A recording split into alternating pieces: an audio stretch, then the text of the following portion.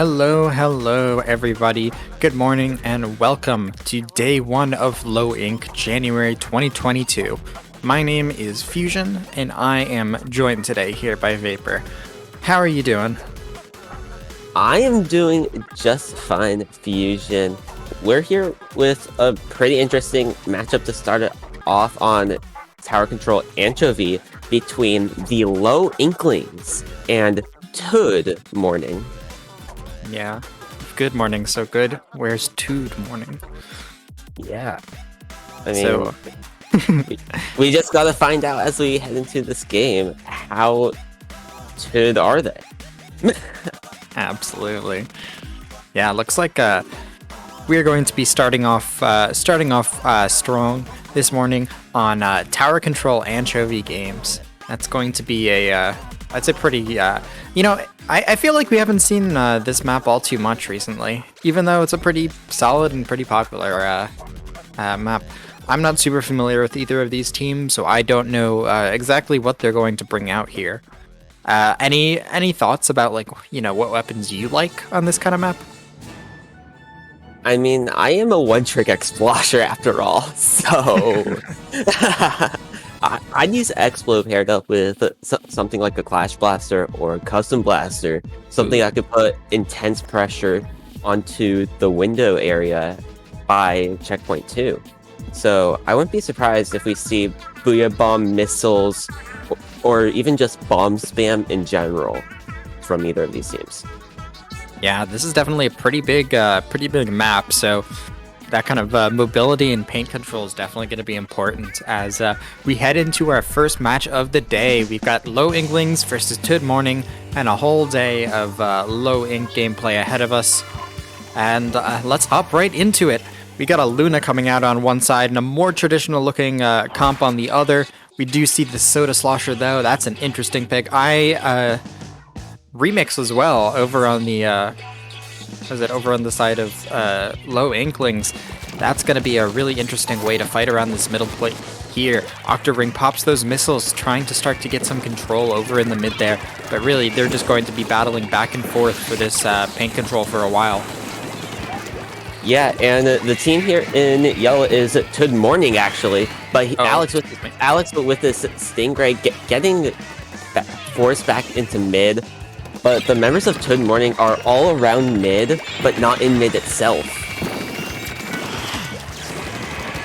Yeah, so definitely looks like over here, Low Inklings painting up, trying to pop those missiles. They pop that armor. 2 members go down on the side of Toad Morning, and Low Inklings are starting to get some actual real control here. They get the tower rolling into that first checkpoint. There's one K-shot one ends up trying to do what they can to stop it. They're not able to do it. The tower's going to pass that first checkpoint. Yep, yes, okay, yes it is, barely. Luna comes in and trades at the last moment, and that's going to spell the end of this push. Square coming off to finish this push here, but they're unable to get the last hit on Alex. The Jet Squelcher at close range. The Jet Squelcher at close range, able to get the pick, and we're not done yet, apparently. We are going to continue pushing over onto this plat here. Low Inklings are just keeping it in for themselves, and even though that Sculpture was in a bad situation, the K-Shot was able to come in and finish off that pick, but going in for another pick, taking out that remix. No Booyah Bomb heading into this second checkpoint for Low Inklings. And not getting the checkpoint yet, going one down. Goose not in the best situation, going down as well. So this is a place where Toad Morning needs to come back and take map control. Yeah, that Luna Blaster over on that second checkpoint, that's definitely a strong position. Once they get close to the tower, it's going to be difficult to do anything. This baller pops over pretty early, but they're stuck in the corner here. The Jet Sculpture drops on top of them, but thankfully, due to their teamwork, Toad Morning is going to be able to get some ground here. And perhaps, they're going to be able to get some ground here and perhaps neutralize the situation a little bit. Yeah, definitely one going down on each side there as Toad Morning tries to come back in. But Toad Morning doesn't have the paint to keep up with Low Inkling, so they need to play in the more Slayer-esque type of position. Yeah, We see Civ over here on that plat doing what they can. The tower rolls over onto that checkpoint as the low Inklings start another push. The tower rolling over into that right side without a checkpoint. It's going to be at the second one very quickly. Civ coming in, getting a nice pick though. That traps air sign over here, and they're going to jump out before things turn from bad to worse. And the momentum seems to be shifting as already Good Morning's pushing over onto the enemy plat. They've got a quick pick, and they're going to really be pushing way ahead of the tower here to try and clear a path. This Luna Blaster in the baller is going to be creating a lot of space here, giving the team some space before they can get to that first checkpoint. And it seems to be doing just exactly that, but those missiles are brutal. All members missiled on that side of the plat, and they're going to drop right back to the tower. The tower's going to pass that checkpoint, but not without nearly a full wipe. Yeah, and make that a delayed wipe instead, which could be worse actually, but at least they got the checkpoint in return. Yeah, we see low Inklings already. They've just been on the aggression this whole time. They've got one flank from some members of Good Morning, but they're able to catch it out.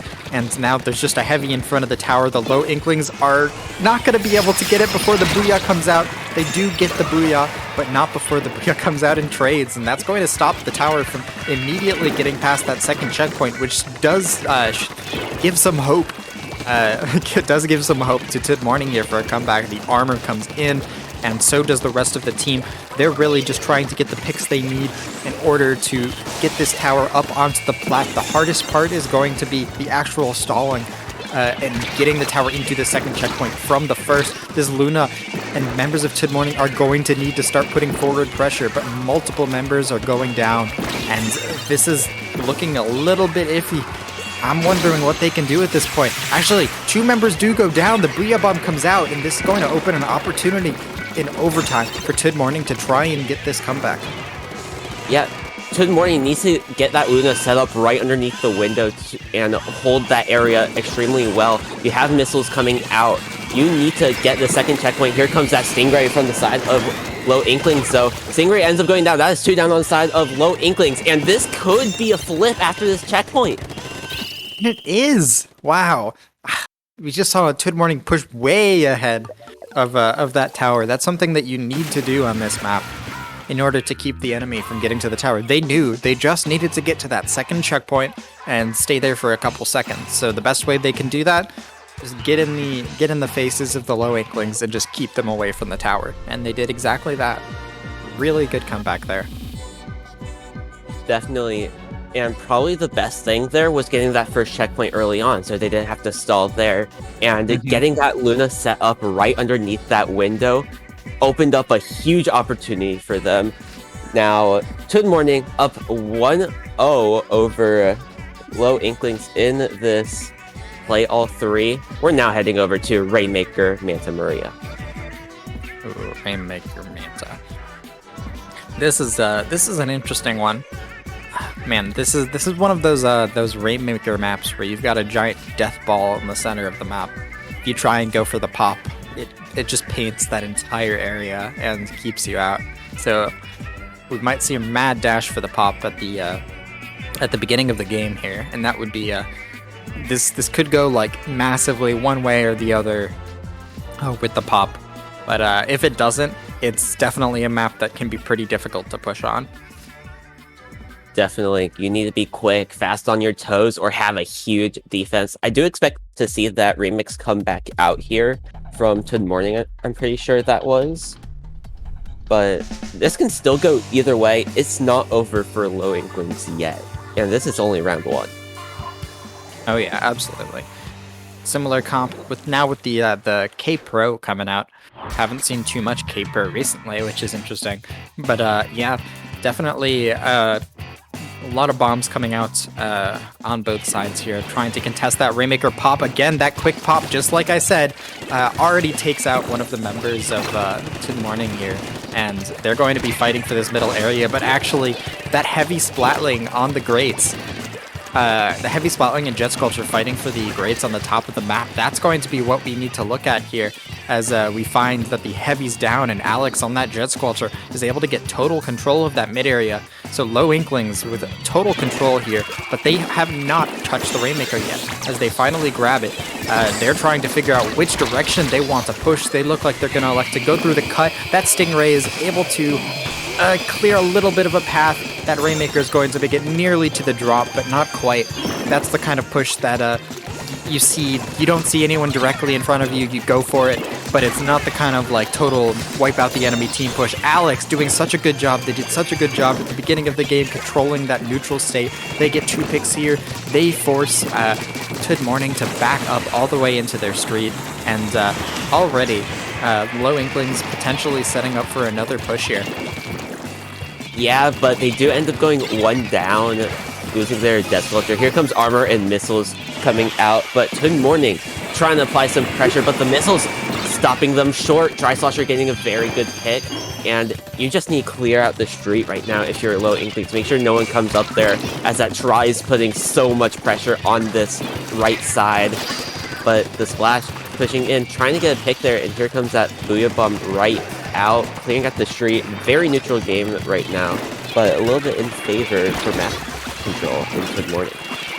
Oh, that bomb was brutal. We saw actually Good Morning fighting to get control of that top left. That's a really strong position if you can get someone there, but they were unable to get it. It just took too long. Oh, and now these jumps are coming in the heavy. That's unfortunate. They jump in very early, and this is going to be a big push for Low Inklings here. They run it to the edge, but there's still multiple players up. They clear out more space. The Rainmaker runs all the way down to the 17 mark, but it's not even over yet.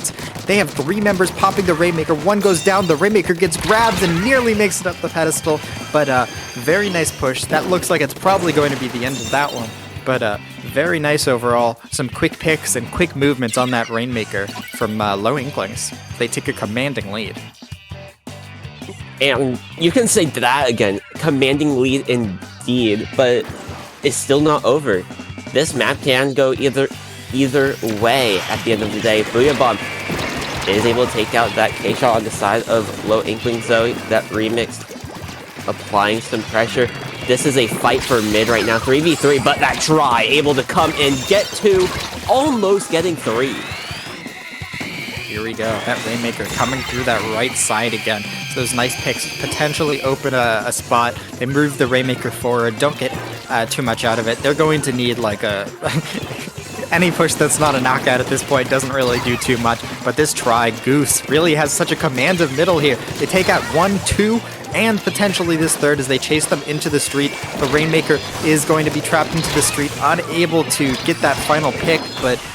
really, Good Morning's in such an awkward position here. The Rainmaker is over in their street. They're being pressured so hard. None of the members are over on that right side. They're like, what do we do from here? Where do we even go? Square trying to figure out what to do. They know someone was over on that right side, and, you know, they're just like struggling to get back into mid at this point. Yeah, struggling indeed, as that is a wipe in favor of Low Inklings. And getting that quick pop air sign, grabbing that Rainmaker. Here it comes. And with the teammates down there too, but Rainmaker does end up going down. This is now a 2v3 situation in favor of Good Morning, but 1 going down, leaving that Squelcher last one alive. And Grime and Rainmaker trying to push it right back into mid. Yeah, definitely. I think I think really good pushes on this map start with someone taking control of the bunk and that top left area here. So after you clear out the members in the middle here, you really need to get people ahead of the Rainmaker over into that bunk and over onto that left side. And we see Good Morning attempting to do that as this Jet Squelcher sitting up in the top left. If no one does anything about them, they're just going to hold on to that Stingray, but they're just going to go right ahead and take out the Rainmaker with their main weapon. Alex doing a very nice job. They've done such a good job this game staying alive, being an absolute nuisance, and Low Inklings are going to come back strong and take that win. Yeah, and being a nuisance may just be an understatement. I would say more of a messence. Yeah, absolutely a menace on that Jet Sculpture. Yeah. Definitely, and with forays as well, trying to clear out streets. Definitely not bad, but we're heading into our final game here. 1 apiece, Clam Blitz on Humpback Pump Track. Oh boy. We have seen some buckets coming out on the side of low Inklings here, so I'm wondering if this is going to be a map that they're gonna have a good time on. Might be like their playground. I mean, you're an Explo main yourself, so I mean, I'm sure you know what Humpback is like. Yeah, I love running like Quad Slosher in League with a few friends. It's amazing. And we did see Luna come out earlier. And Luna specifically for Blaster isn't a bad option if they want to bring that back out. They just gotta work on tank control. Yeah, definitely. This is a map that you can probably get away with a little bit less paint control. There's a lot of blind corners, little bumps you can get over. If you're not watching your step, you might have a Luna or something popping out. Luna or Try coming to get you as soon as you pop over that little middle area. Yeah, definitely. And with that top middle area being the highest point on the stage, it's hard enough to push into that. Mm-hmm. I'd honestly say it's harder to push into mid than it is to push into get points once you get mid. Yeah, definitely part of that is like when you have to drop down from your plat, you're like just suddenly putting yourself on the low ground. It can be kind of awkward. Definitely. But here we go. Welcome back to Clam Blitz, where we see a heavy deco come out. I love that. I'm interested to see what this heavy deco can do. Yeah, heavy, really good weapon, obviously, at holding its position. Those bubbles can be a very good way to initiate pushes in on Clam Blitz. Very early missiles coming out from, was it Good Morning here? But two go down just at the same time. Square just barely staying alive, able to hold their position, and that's such an important kill there. Staying alive there is going to enable the team to stop this push from being like a total blowout. Just one clam in and a few single clams, and yeah, that's they'll accept that. That's not too much damage. They've got plenty of clams coming back already. 9 clams and the power. Plenty more coming out for a push. These bubbles are nearly ready. Square's probably going to hop on into mid and get ready to set up a push for their team. Yeah, definitely. You have those bubbles and armor ready. Here comes that armor. You just need to build up your power clam and find your opponents. But the K-Shot able to get 1. Trying to get 2 on the top of the screen here, but Air Sign with that power clam looking to push in, apply more points as that Slash is the last one alive with that bomb rush. Here comes that bomb rush, but the damage already done so far. 62 points remaining, and the members of Low Inklings are still alive. Yeah, they're still alive and they're still kicking. They're still continuing to put on that pressure. Try and get a flank over on the left side. You see Low over on this top left. That's such an annoying position. Everyone except one person has dropped. Low unfortunately does not see the other last member there, so they have to give up their position. That could have been a big jump push here, but while that's happening, take a look at the other side of the map. We see another power clam jump push coming in, and that's going to be the lead for Good Morning as they come in with 2 power clams. But on the other hand, rebounding very quickly, Low Inklings with multiple power clams ready to go here. Yeah, 2 power clams plus like 19, 20 more can be huge push incoming. But that double power clam push plus the clam does give Good Morning a slight upper hand in the lead. But here comes another power clam. Here comes more clams. That jump coming in, getting more clams in. 30 points remaining. And that Tri-Slosher, last one alive, able to take out 1 before they end up going down. Mid control should flip back in Good Morning's favor. Yeah, this is something that the Low Inklings are doing that I absolutely love.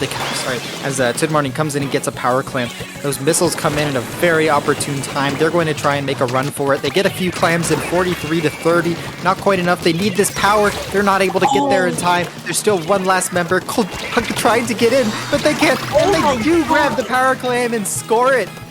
And now the pressure's back on Low Inklings. That push looked like it wasn't going anywhere, and then brought it out from nowhere to take that bleed back.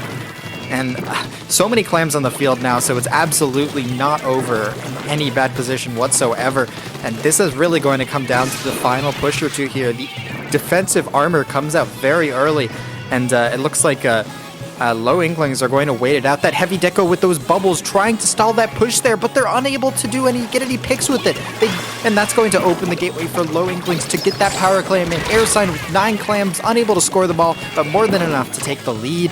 And now Good Morning scrambling to stop this from being a knockout. They're looking desperately for any members who might be hiding around here. And they finally are able to stabilize. But again, the pressure's back on them on this last push here, but far fewer clams available for them. Yeah, definitely. And with a 27-point penalty as well, that is a huge penalty, especially on a back-and-forth game like this one. But the splash on Toad Morning going down, which is huge for low Inklings to stopping any incoming push. But Alex able to score another power clam, breaking that penalty. Goose trying to go on a wild goose chase, but unable to do anything. That's going to be a wipe, but bringing the score down to 6 remaining. Yeah, low Inklings have been so on top of it. They've been pushing very quickly. As soon as they have the opportunity, they go in. And that's a really unfortunate pick. As one member of Good Morning goes down, 2 members, Goose takes out one. And now this is looking a little bit suspicious as Square with that power clam running desperately for their life. They know that clam means life or death for them. They're going to need to get a power clam in here in the next 20 seconds as they're having a hard time getting into that middle area. These bubbles come out somewhat desperately. They need to do something with them, but they need to get into that mid, which is being heavily guarded right now. What are they going to be able to do unless they make a run for it? I don't think they're going to have the time. Yeah, and they definitely won't have the time. Unfortunate, but that was a good fight on both ends.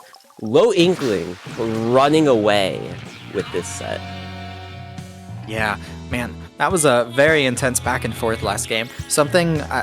Those were some really intense back and forths on both sides. Both teams definitely showed they were able to push, but something I think really stood out from in that game, low Inklings was very, very quick on their feet. As soon as they used a special and moved an enemy out of the way, they just went for the objective. They knew that we don't have to kill everyone. We don't need to wait till we have 4 specials. If the enemy moves away from the basket, we can go for it.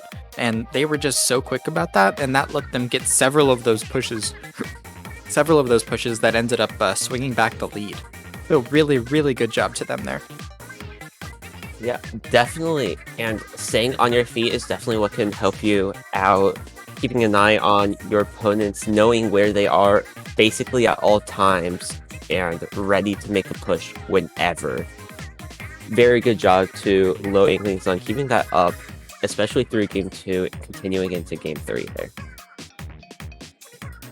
Definitely. Let's take a look. Let me take a look at the bracket, see what other matches are going on at this point. Looks like we have just a few more matches in this first round here. Let's see. Kappa versus something illegible. Pain Bashers versus Shadow Squids. I Love You versus Blazing Storm. Just a few matches, and we'll be finishing up this first round here.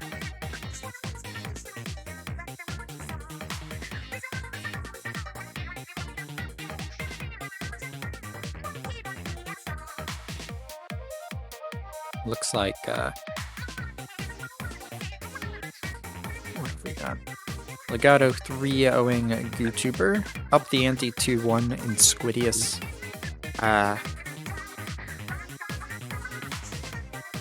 Few more matches left to go. How has your morning? How is your morning? Oh, memory is alright. Got any plans to play Squid Game later? So I need to play Ludi Grands against Kraken United, who is probably the favorite to to win this one. Ooh. Yeah, so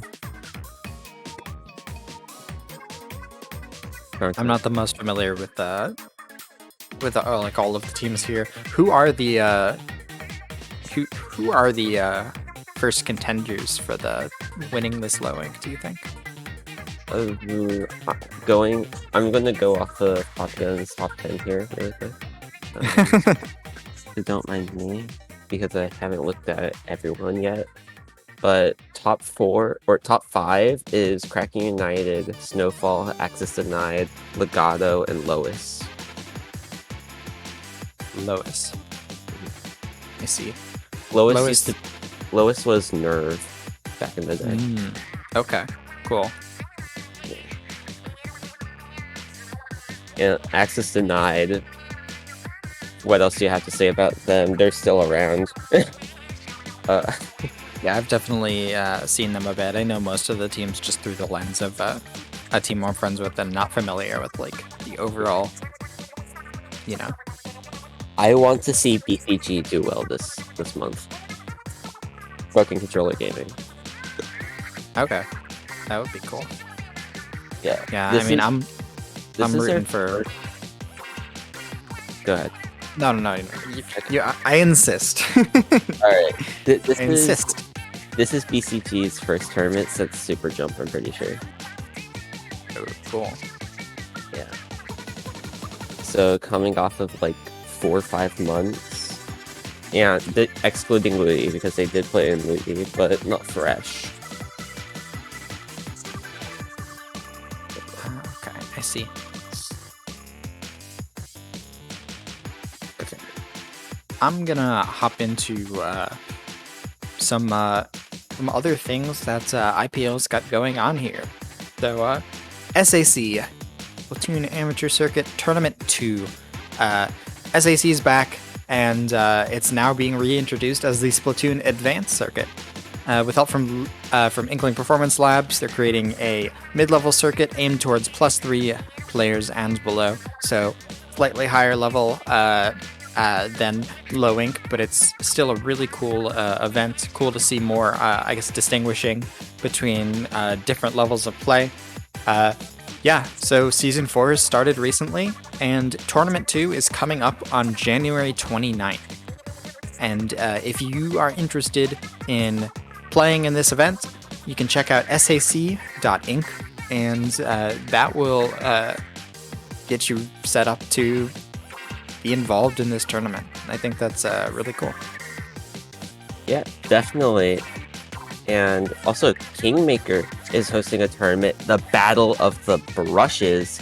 This is Kingmaker's first tournament hosted for Brush players by the Brush players themselves. Competitors from a wide range of competitive backgrounds will come together to build their all-Brush comps and brawl it out for a chance at the crown with a $250 and possibly more as a prize pool. So you can definitely check that out for a chaotic showdown Sunday, January 30th at 2 p.m. Eastern Standard Time. Are you ready to feel the rush from the brush? Sign up before it's too late. Kingmaker, of course, being like basically all brush team. They're all brush fanatics. And I think this is definitely going to be an event that would be extremely fun to be a part of, especially with the prize pool on the line. I think that that sounds like a blast. Gimmick tournaments are some of my favorite things. I mean, the wackier the gimmick, the more fun it ends up being, the more just out there. And I think all brushes, that sounds pretty insane. Some kind of like samurai brush battles royale. It just sounds very fun. Definitely. Indeed.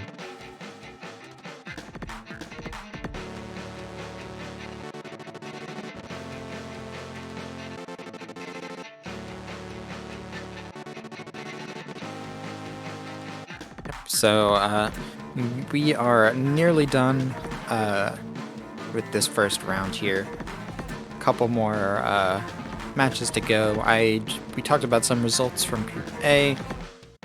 From Group B, you got Aquatic Vanguard 3-0ing Submerged. You've got what else? Falling Sharks got a 2-1 win over Ink or Squid. Yeah. Sharks. We've got Illumini, my favorite team. 3-0ing 5 Cheese Toast. I coached them in case my biases aren't being revealed here. But Jelly Squids came out with a 3-0 victory over the Rolling Squids. I would say squids are more jelly than sphere / rolling object. Anyways, I don't know what I'm saying. Yeah. Last match I think we're waiting on is Prism versus the blue Glaucuses. Glaucuses. That score is currently 2-0, and yeah, after that one, we're going to be moving into round 2.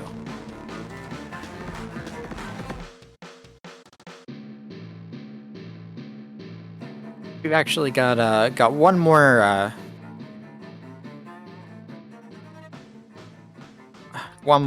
event that we want to share before we'll, I guess, hop to just a 1-minute break. Do you and your team enjoy playing in weekly sets between Div 4 and Div 8, and you're looking to play other teams of a similar skill level? Friday Night Frenzy would be for you. Season 3 is starting up in early March and accepting applications in the 8-week-long round-robin series, so a league similar to Ludi. Participants play in a play-all-3 set each Friday, and the best part is that your matches get streamed and commentated. Join the Discord server and follow FNF_SPL at Twitter for more informations. And be sure to get in your application soon, because they close on February 18th. So now we're just going to hop to a break for just a moment here as we wait for round 2 to begin.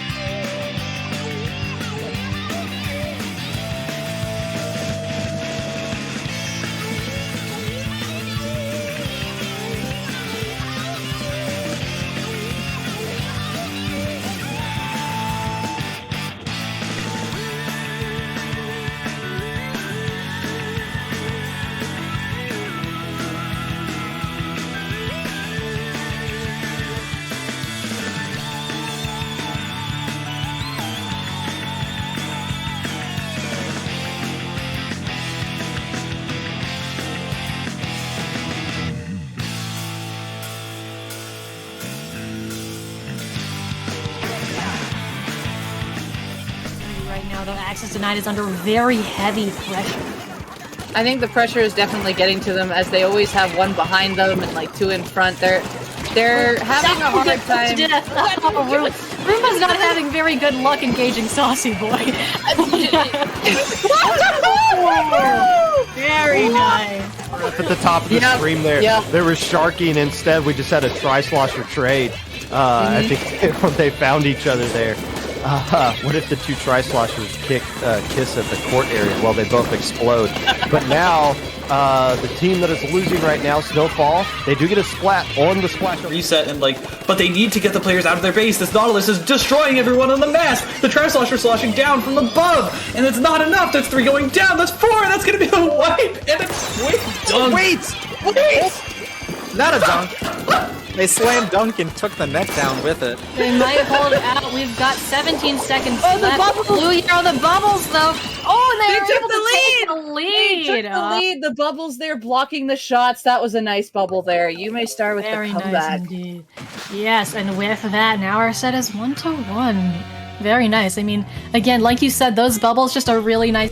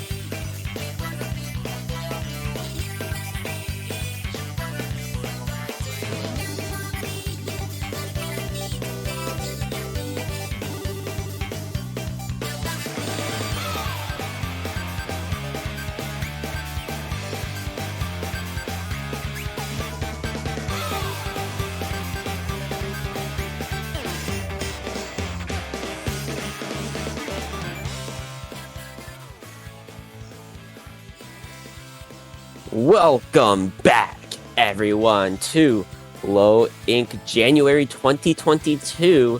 We're coming on with round 2 of our day 1 bonanza. This is Vapor on the mic with Fusion, and we're going to start things off on the Wahoo World Splat Zones. Wahoo Zones, a classic. This is we got the death ball in the middle of the map. We're going to be watching C+ versus Trivia Brand here as we hop into Splat Zones on Wahoo World on the first one. Again, still not super familiar with either of the teams, but I'm interested to see what they bring out here. Perhaps some Booyah Bombs for this map. This is definitely one where you can eat all the bombs on the zone with a single Booyah. Pretty strong here. Any thoughts on what we might see come out here, Vapor? If I remember correctly, PTW is a Charger player. If I remember correctly, someone correct me if I'm wrong about this. But I think we can see a Firefin come out here. Yeah, Firefin's definitely a really solid pick. Definitely a map where that long range can help reaching across the zone is something valuable. There's a couple different ways I think you can take this map, and I think having that kind of long range pressure can work. In addition, I think having just a bunch of rush down can also work on this map. Lots of bomb spam as well can be really good. But we'll see what happens as we hop in Wahoo World Game 1 Low Ink January 2022. Of round 2. Yes, round 2. Round 1, but 1 later. Yes. Orange Zap. Orange Zap in the remix. We do see the Aerospray PG. That's a classic. I'd love to see that. People need to play that more. It's a Booyah Bomb fiend, and that burst bomb complements the kit pretty well. I think gonna be interesting to see how this gets used here. Whether we're just going to be seeing the Booyahs to paint the zone, or whether we're going to be seeing it more as like a special counter kind of deal here. But yeah, here we go. Bomb rush coming in on the side of Trivia Brand here. Still very neutral over all these paints. The paints on both sides is pretty even.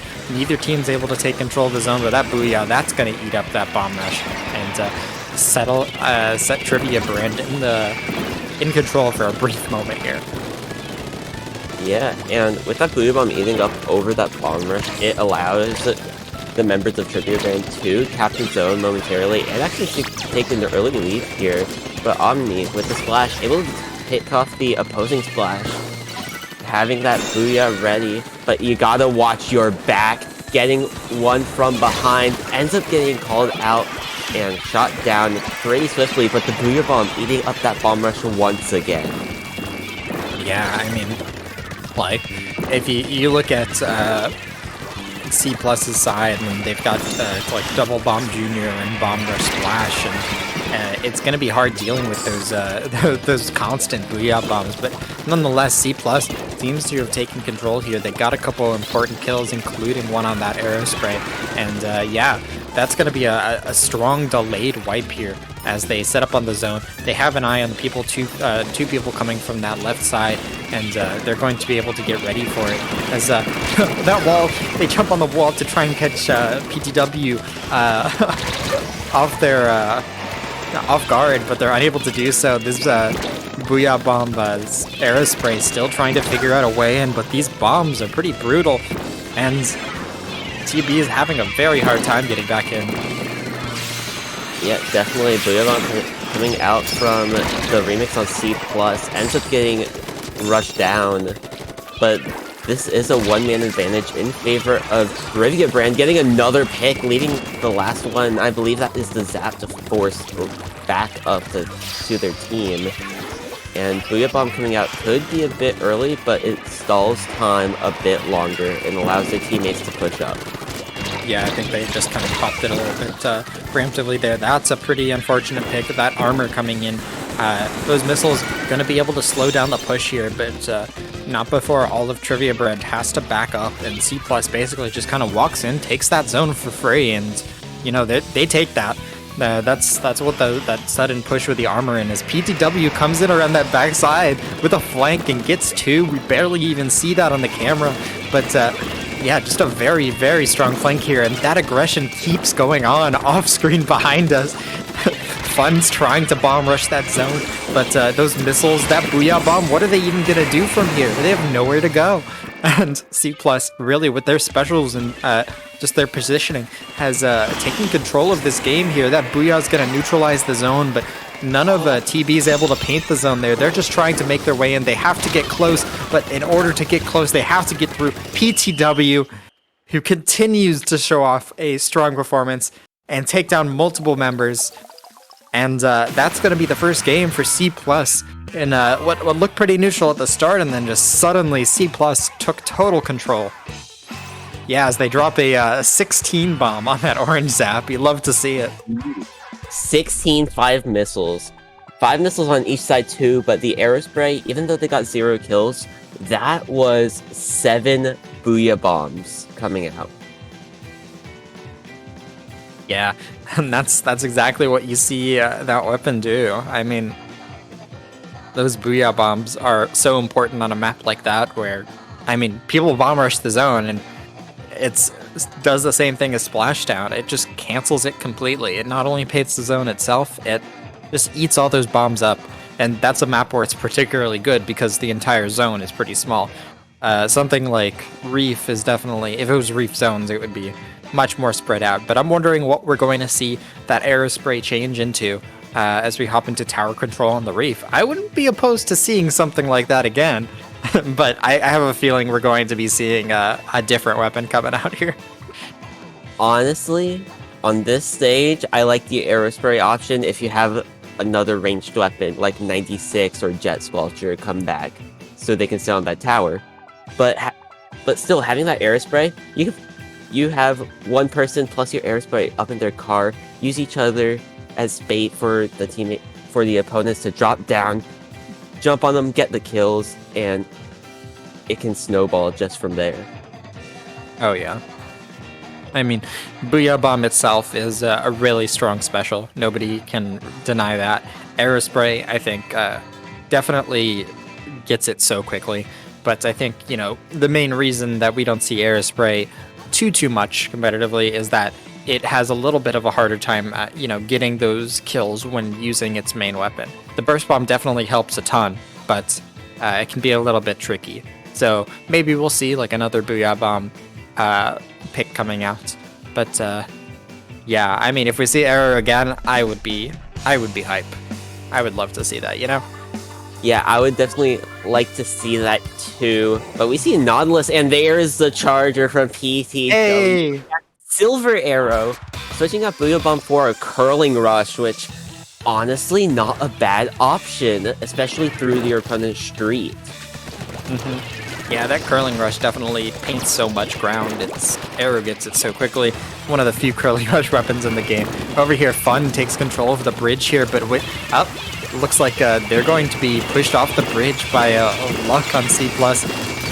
They had to drop down. This Aerospray just kind of walking up with their brigade of curling bombs behind them, and that's gonna force people off the bridge. I mean, you can't even stand through a curling bomb rush, right? It bumps you, it pushes you out of the way. It just says this is my spot, and you're not allowed here. Yeah, it definitely does that, and that's probably one of the most crucial things that Curling Bomb Rush can do. But just like that, 3 up on each side, and the what is going on here? What's going on? The Squelcher's just dancing around here on tower, finally getting shot down, and moving on. PTW able getting a nice snipe right there, and What a flex, honestly, like switching from top fragging on that end zap and going back to the Charger for the tower control game. Yeah, overall, I think really good. C+ took a while to notice that person who was sitting on the tower pushing into their base, but they're doing a good job here making sure everyone keeps away from the tower on this side. As they take 3 members down, the only one left is that Ink Brush. That's the Splashdown Ink Brush, right? With the Yeah, that's the last member down, probably over on that right side of the map if I were to guess. But this tower is just going to kind of cruise in over past this first checkpoint, or the second checkpoint here. Fun trying to stop it. They take out one. They're unable to take out the second as a couple specials come out. And this tower just kind of rolling in all the way to the final checkpoint. Less trying to set up for a defense here. Omni's holding onto that bomb rush until the crucial moment. Probably going to pop it on this checkpoint here as... Yep, here come those bombs. They're going to force Falsky off the checkpoint there. Those bombs not getting any picks just yet, but luck comes in along with that bomb rush, helps get a pick. Aloe on that Nautilus is able to clear off the tower. 3 members down. They don't even lose the checkpoint. That's super important. That checkpoint can be a huge choke, and that's basically like an extra 10 seconds potentially that they knit themselves in case Trivia Brand comes back for another push. There's armor coming out trying to defend the charger from the ink brush. They're unable to get a pick on that ink brush, but the rest of the team's able to help clean it up. And C+ really just kind of staying in total control of this bridge area and in total control of the map. Definitely, and one thing that is definitely important right now is for Trivia Brand to end up trying to get a bomb rush. You need to clear out that bridge. You need to clear out the charger on the side of C+, as that charger is doing a lot of damage right now. And here comes that splash out from the brush, trying to apply some pressure. Missile's almost ready for the Squelcher, but the charger ends up jumping out with Stingray ready. Nautilus is down on the side of C+. Here comes that armor out from C+ as well as Trivia Brand tries to push this tower a bit further. Stingray is still online. Here comes some missiles from Trivia Brand as they approach the second checkpoint. Charger ends up going down, so there is no more Stingray on the side of C+. Fun, able to get one, almost getting another, but this is now a 2v1 here on tower. They are going down, and C+ taking a 2-0 lead in round 2 of Swiss. Wow, that was a really good flank there over from Trivia Brand. That could have been really big if they got the pick on the the Nautilus, but the Nautilus surviving definitely turned that fight in the tower into like a unwinnable one. But we nearly saw another comeback on this map here. They had all the tools right, and just it didn't quite come together the way or in time. Yeah, unfortunate, but still isn't over. You gotta play for that tiebreaker, especially in 6 rounds of Swiss.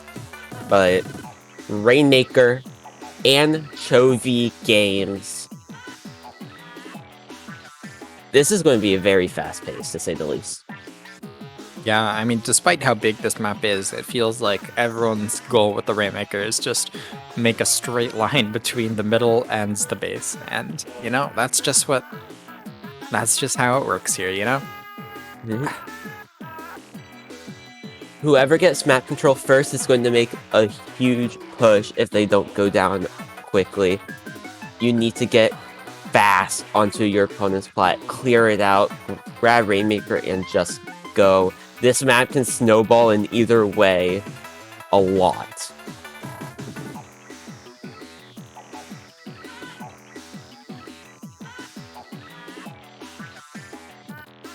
Yeah, this is definitely a kind of interesting map where I think like things like Stingray are extra valuable because of how big the map is. It's pretty difficult to get close to the Rainmaker on this map.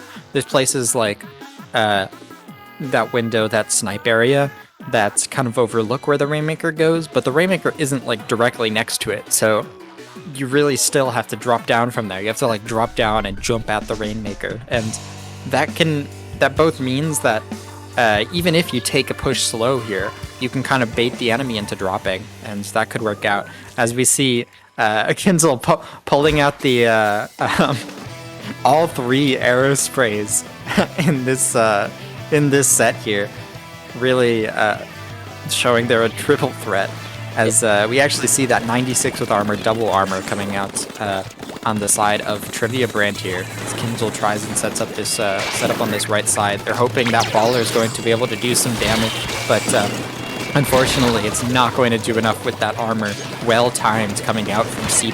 They know that baller's coming, and they back up accordingly, and that just helps them survive. They kind of let the Aerospray get in and take care of them, and that just gives them so much control of this map. Already, Omni up onto the top of the map, PTW there as well. That double teaming from them is going to clear out some space. The Rainmaker already close behind them.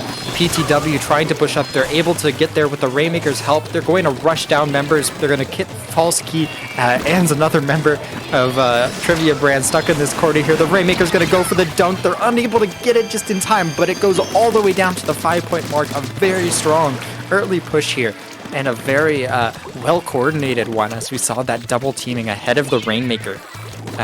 Just painting a beautiful path for it in. That was a very good push in C+'s favor, but it isn't over yet. You gotta get back this mid control. If you can find a pick or two, that would be amazing if you're on the side of Trivia Brand. You do get the trade there with that K-shot though, which is a start, but you can't die to that. Yeah, C+ still in control of this middle of the map here. This Nautilus is going to be causing a lot of trouble. Just kind of being a nice little laser beam that's able to take out whoever they want. They don't know PTW's right next to them. PTW comes in. They're totally unaware. Gets 2 quick picks. PTW's going to push all the way up. And this last member on the pillow, they're able to take out that Jet Squelcher. PTW is going to rush all the way to the pedestal. They're going to clear out yet another one. This Rainmaker's just waltzing its way in along with that Inkjet, and Luck is going to slam dunk it onto the pedestal. My God. Wow, what a push. PTW is just like, hey, you hold this Rainmaker, let me go up, finish everyone for you. What a opening just taken by PTW, taking that, I can't think of the word, but taking head on where they needed to go and when to push up. Yeah, I mean, just that sudden surprise, 2 quick picks. They know that the last member is going to be wanting to back up and get out of there as quickly as possible. And, they smell blood in the water. They know that they don't need to stand around and just wait, because they know that the other person's going to be running away, trying to stay alive no matter what, and not trying to kill them. So that kind of gives them the opportunity to rush them down, and they did just that. The Rainmaker and Inkjet behind them helping secure that push, and a really nice overall finish there. Nice coordination and aggression from C+. They showed that throughout the whole set. Trivia Brand showed definitely signs of life, but C+ was really showing off this one. Yeah, C+ wanted the win, and they wanted it a lot, especially pushing that far and that quickly.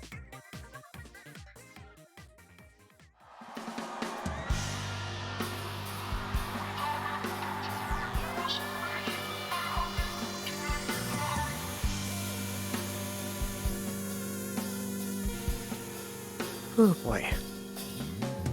Let's take a look at some of the matches going on from round 2. Let's look at the standings here for the teams that are 2-0 in Group A. We got Legato, Tia, Kraken United, I Love You, Myopsidus, Lois, and Ocean 7. And from Group B, the 2-0 teams appear to be Mollywhoppers, No Love for Access Denied, Ink D, Illumini, Acropora, Ink Sync, and My Lag Paradise. I just witnessed Illumini 3-0 Aquatic Vanguard. I'm super proud of them for that. Yeah, I mean, we got a lot of contenders in this one. We're only in round 2. We've still got 4 rounds of Swiss and a whole nother day ahead of us. Yeah, definitely. We have a long way to go. So looking at some results here in round 2, Acropora getting a 2-1 win over Sommer, which which looks like it was very competitive. In Group B.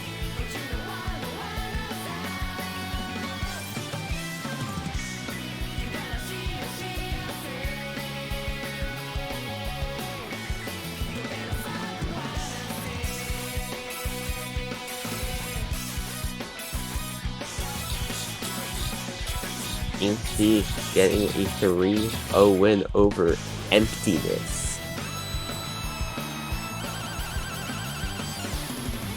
We've got, in terms of the matches we've got left, we've got Inkception versus Popgun. Please favorite us. We love cheese. That's definitely a name I enjoy. Yeah, seems like they're seed 2 in their group. You know what? I don't know all the teams here, but that's up there on my favorite names. We've got Cake in left bracket, Cake right bracket. We've got some name that is made up of characters that are not part of the Romanic alphabet. I don't know what that is. Oh, versus the IRS. Yeah, like something. It looks like ICT, but it's not. It's not Romanic characters. Versus the IRS. I like the IRS. Oh, and they've got tax fraud on their team. Wow, man, I enjoy seeing all these team names. These are great. Definitely, and giving it up to Snowfall, taking a 3-0 win over Broken Controller Gaming, and Inkor Swim getting a 3-0 win as well over Total Hacks.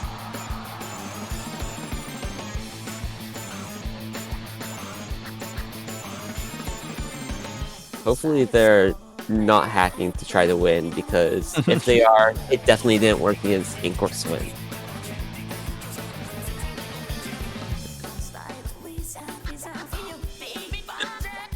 Excuse me. Yep, we just seem to be waiting on Squid Colors versus Falling Sharks in Group B, and a few more, 2 more in Group A. Again, let's remind you guys about all the tournaments that we've got coming up for similar skill levels in IPL. We've got SAC Tournament 2. This is a tournament at the Splatoon Advanced Circuit, and it's a mid-level circuit aimed towards +3 players and below. So a whole wide range, anything from here all the way up to +3 skill level. Season 4 has started, and Tournament 2 is coming up on January 29th. So check out sac.inc in order to get more details and sign up if you can. We've got Battle of the Brushes as well. What can you tell us about that one, Vapor? Battle of the Brushes is going to be a brushception after all, as this is Kingmaker's first tournament, and Kingmaker is known for all the amount of brushes they have. $250 plus prize pool happening on January 30th, Sunday, 2 p.m. EST. Are you ready to feel the rush of the brush in this brush-only tournament? Sign up today and take home the title of King of the Brushes. I mean, I guess it makes sense. It's only fitting that Kingmaker makes some kings. Definitely, that is true. But Friday Night Frenzy season is coming up soon. What do you have to tell us about that fusion? Yeah, so this is a kind of circuit-like thing. You've got weekly sets if you and your team enjoy playing weekly competitive sets against other teams, and you're between Div 4 and 8, similar to lowing skill level. To play other teams that are similar skill levels, Friday Night Frenzy is for you.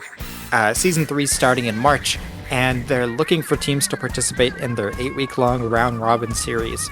So participants play each other in a play all 3 each Friday, your matches also can get streamed and commentated. So please be sure to join the Discord server and follow FNF_SPL on Twitter for more information. Applications open until February 18th. Get in there if you're looking for some intense sets between your team and some others. Yeah, FNF. Definitely a frenzy after all.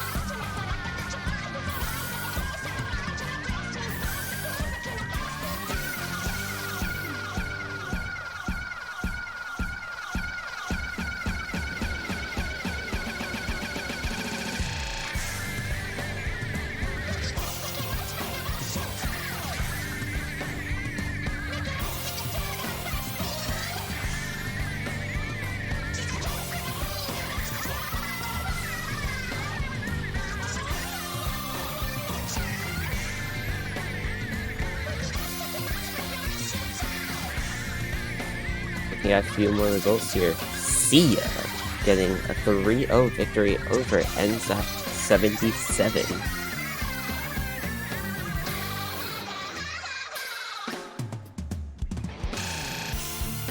Kane Bashers got a 2-1 win over Heaven's Moonlight.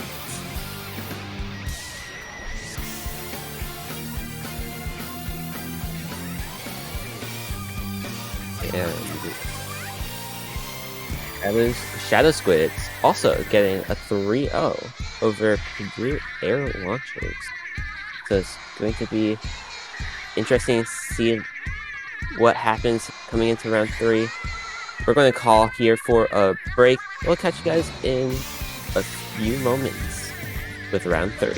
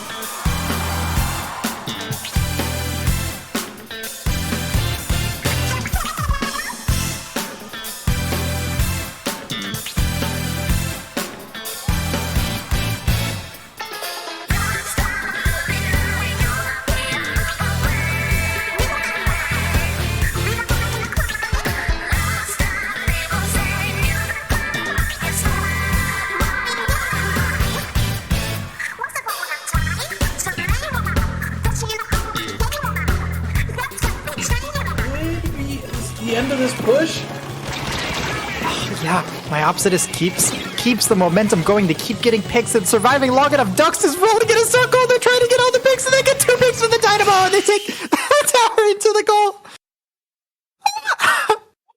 They're Great special push, utilizing all of their specials at the right time to get a good, strong push going. As Nox going for all the way, trying to run this down. And again, the discipline from up the ante.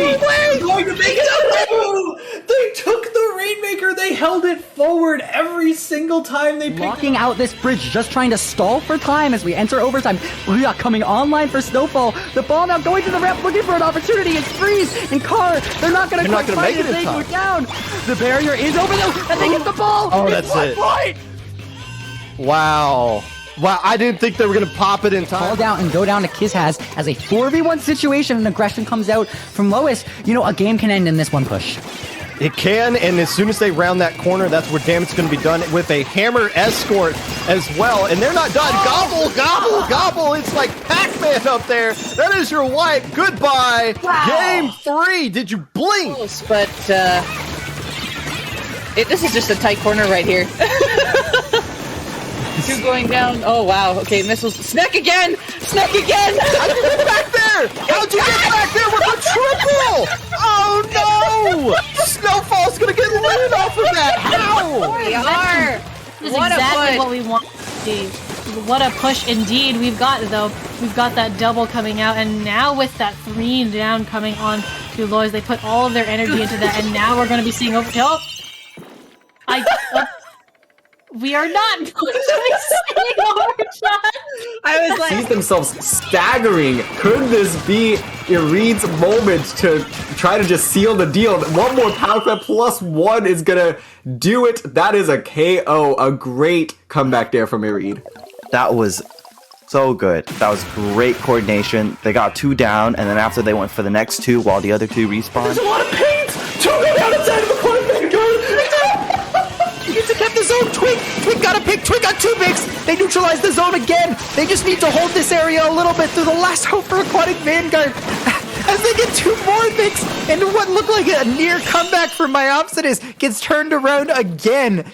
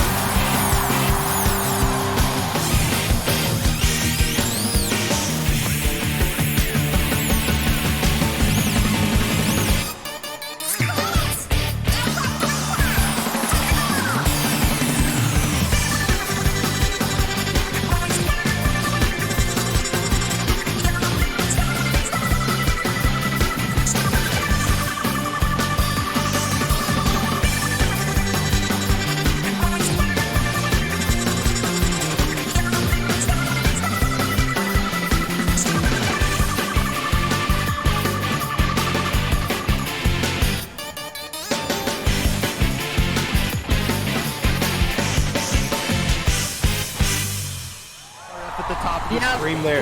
There was sharking. Instead, we just had a tri-slosher trade. I think when they found each other there. What if the two tri-sloshers kiss at the court area while they both explode? But now, the team that is losing right now, Snowfall, they do get a splat on the splash. Reset and but they need to get the players out of their base. This Nautilus is destroying everyone on the mast. The tri-slosher sloshing down from above, and it's not enough. That's 3 going down. That's 4. That's gonna be a wipe, and it's dunk. Wait!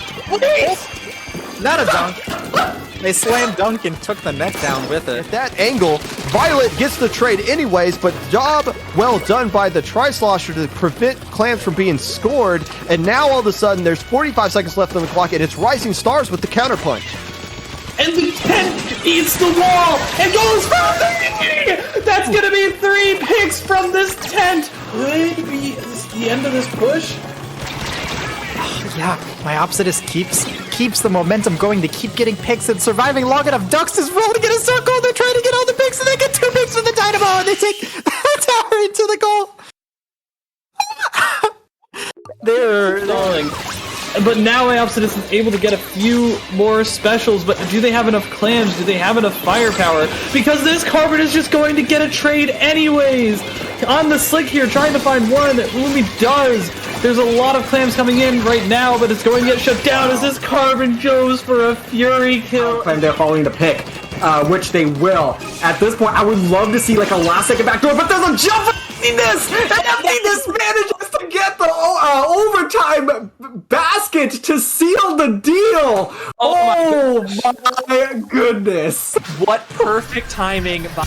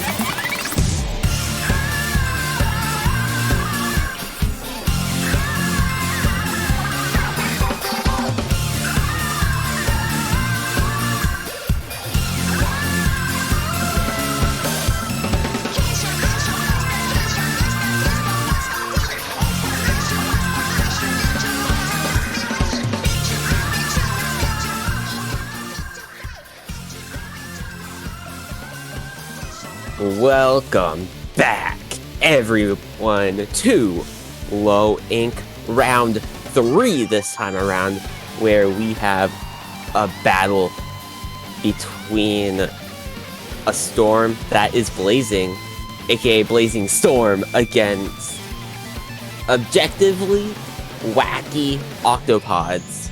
Or I guess you could say, OWO? What? What?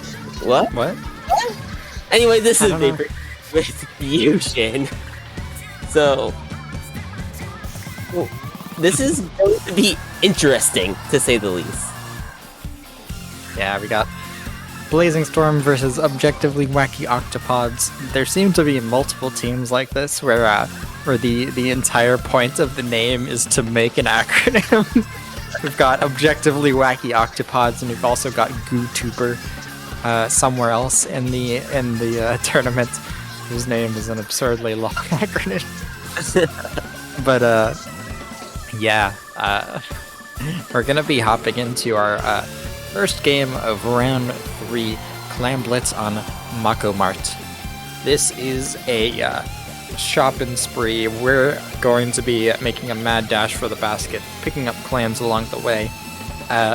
This is gonna be a bloodbath too, probably. This is a pretty small map, and you know what happens when that's the case. Lots of back and forth. But here we go, hopping on in. Clam Blitz, Mako Mart, round 3. Let's see what we've got. More traditional comp coming out from Blazing Storm. We got the Octobrush coming out on the other side. Yeah, so far, comp-wise, it doesn't look like they're following in Ooze depths so far. But basically, really good comps for the map on both sides. KO able to get one early pick, and 2 going down on the side of Gamer getting an assist there. 3 down on the side of early on here. 30 seconds in, and first points in favor of Blazing Storm. Yeah, they seem to make a really quick dash for the basket, but didn't have the entire push set up, fully opting to go fight that heavy splat lane instead of getting those clams in, but it seems like it's going to work out as other members of Blazing Storm able to clear out some space. They bring the score down all the way to 53. Potentially keep it going, unable to keep it going. 3 members down for Blazing Storm, and OO's beginning to take back control. Definitely. This is a shorter range comp for OO here, so they do need to play a lot for paint, at least compared to other teams. Shark around a bit, try to get a few picks early on, but with that Tri-Slosher going down, it's definitely going to be hard for them. And with that hammer going down too, this is definitely in favor of Blazing Storm, holding a lot of mid control right now. 2 down on the side of OO, and just like that, 3 down, a lot of clams in favor of Blazing Storm. Yeah, here we go. 25 clams, those missiles coming out. That Booyah Bomb very well placed. That's going to allow members to get in. Tom with a very nice pick on a member that's unaware. They're going to be able to get some clams in. There's a power under the basket. They were able to finally get it in. Like a missed power clam, and but they do get it in, and that's going to bring the score all the way down to 21. They still have multiple members up, throwing in clams all the way to 12, but Plur here going to use that hammer to clear out some space. Ice making a dash for the basket, gonna get 1 power clam in, all the way down to 9, but still hanging on is OO here, as they try and do their best to stay alive, but here we go. Yosh, Gamer, and Poli able to take out multiple members, and this pressure is just unrelenting. We've got members of we got purple everywhere. Look, just another, like 5 seconds down, the basket's back open. Here comes the other power clam. That's gonna bring the timer down to 2. They just need 1 clam to end this game, and just anyone has to throw it in. Yeah, there we go. Wow, just like as soon as the basket closed, it was opened right back up again. Crazy. Very, very strong performance from Blazing Storm there. Yeah, Blazing Storm just came out guns blazing and created a storm, to say the least, over OO right there.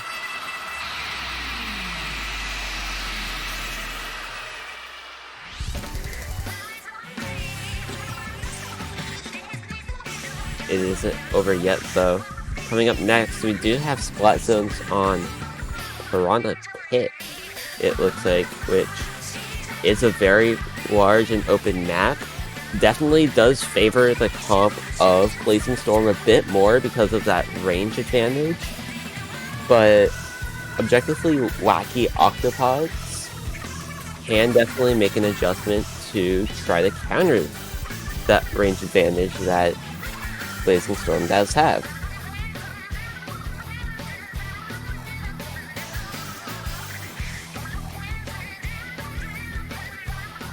Here we go. Split zones on Piranha Pit. Looks like it's going to be the next pick here. Definitely a larger map, much more wide open. But I feel like despite that, we're still going to be seeing some crazy aggression coming out from Blazing Storm again here. Yeah, definitely. Whoever gets a lot of map control can definitely take a huge advantage in this. 1, because of Splat Zones. 2, it is a huge map.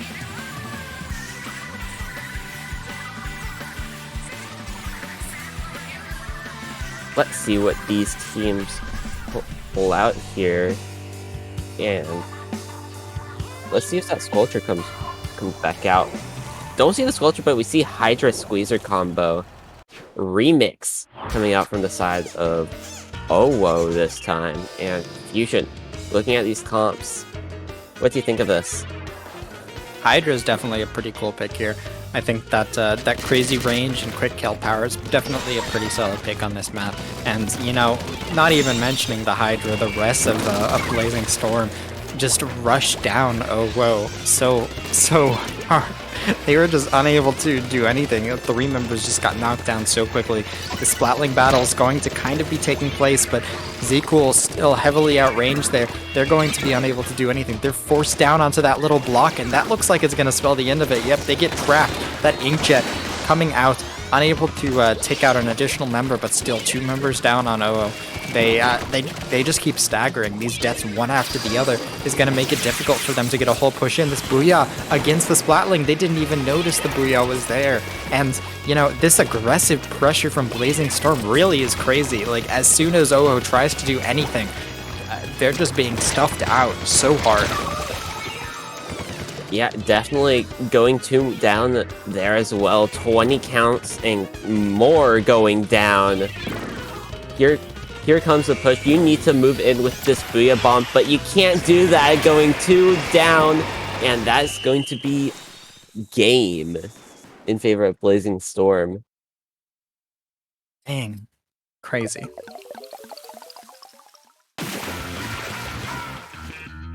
Fast and furious those points went down. I don't even know if the zone was neutralized after they got that cap and early wipe. They just locked everything down and quick.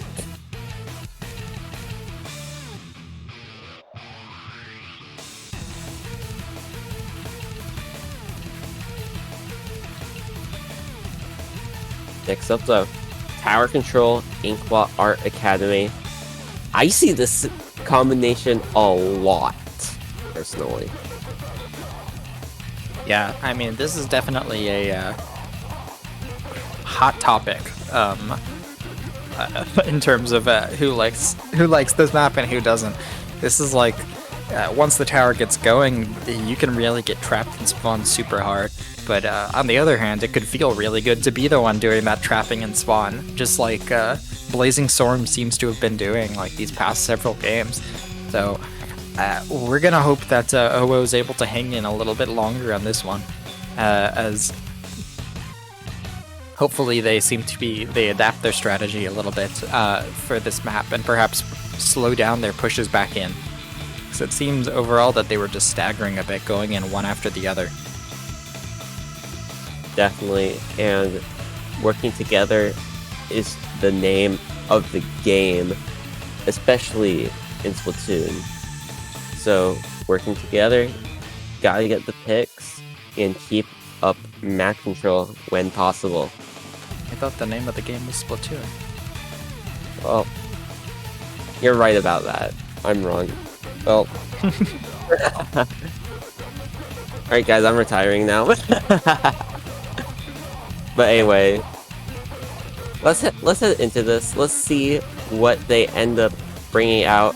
All teams ready, checked up. Game 3 coming out here on TC Inkbot between Blazing Storm and OO.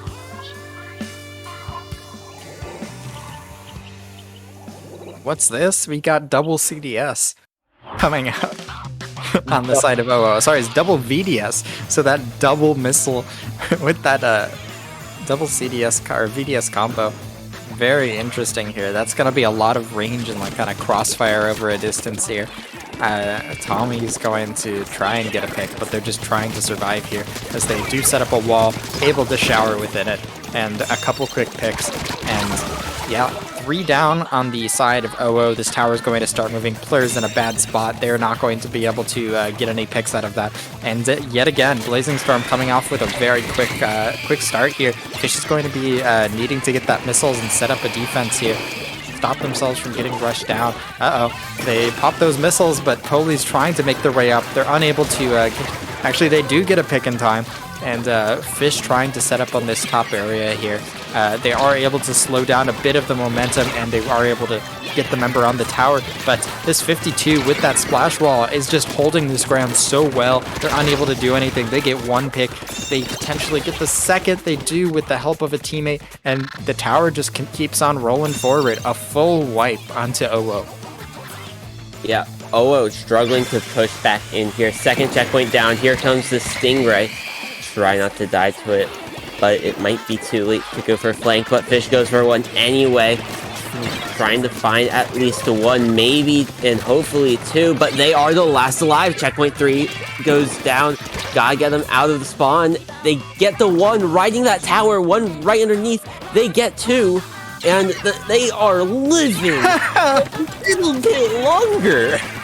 My god, I can't believe the tower just stopped and rolled in, didn't roll in on its own. It's funny.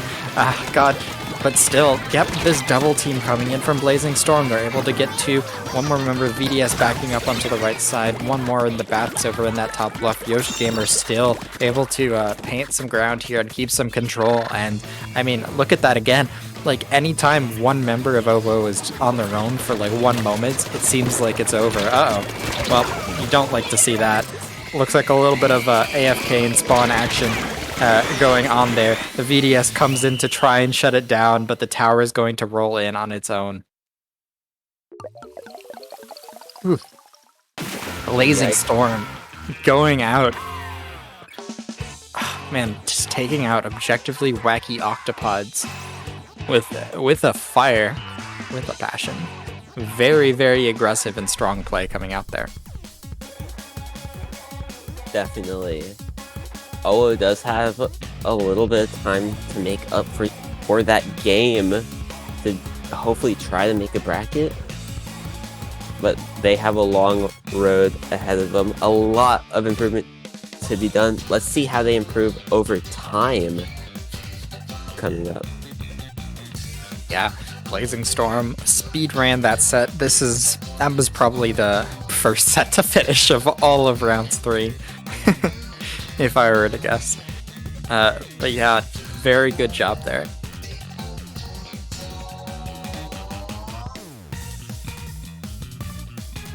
Definitely good job to Blazing Storm on getting that win. But looking at a few other matches, Lois is currently up 2-0 over ILY, and Up the Ante gets a 3-0 win over Into Shrimp Ramen.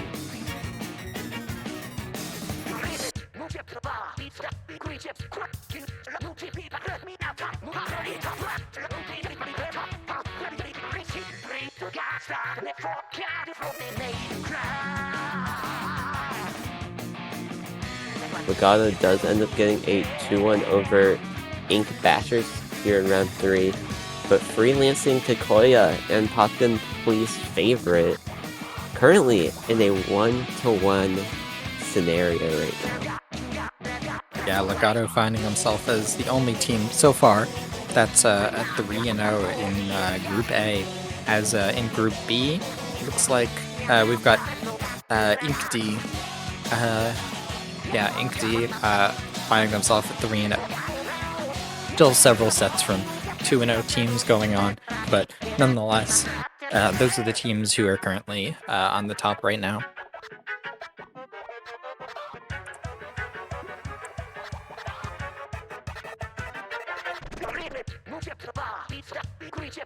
Definitely.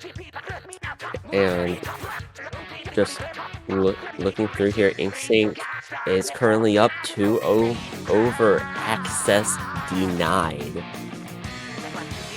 So that's going to be interesting to see heading forward into this. I think that this is going to be the end of the block for Vapor and I. It's been a lot of fun commentating with you. Where can the people find you? You guys can find me over at Twitter at V4P0R_SPL. Find me the same name over on Twitch if you want to look into that. But where can the viewers find you at Fusion? They can find me at 8bitfusion_ on Twitter, or very infrequently 8bitfusion on Twitch. Thank you. It's been a lot of fun commentating with you so far. I'm going to keep an eye on the exciting matches that we've got coming up, as it looks like we've got Brush and the Genie coming on for the next DRF. We got Brush and DRF coming on for the next commentary block. Stay excited for that, and enjoy the rest of Low Ink.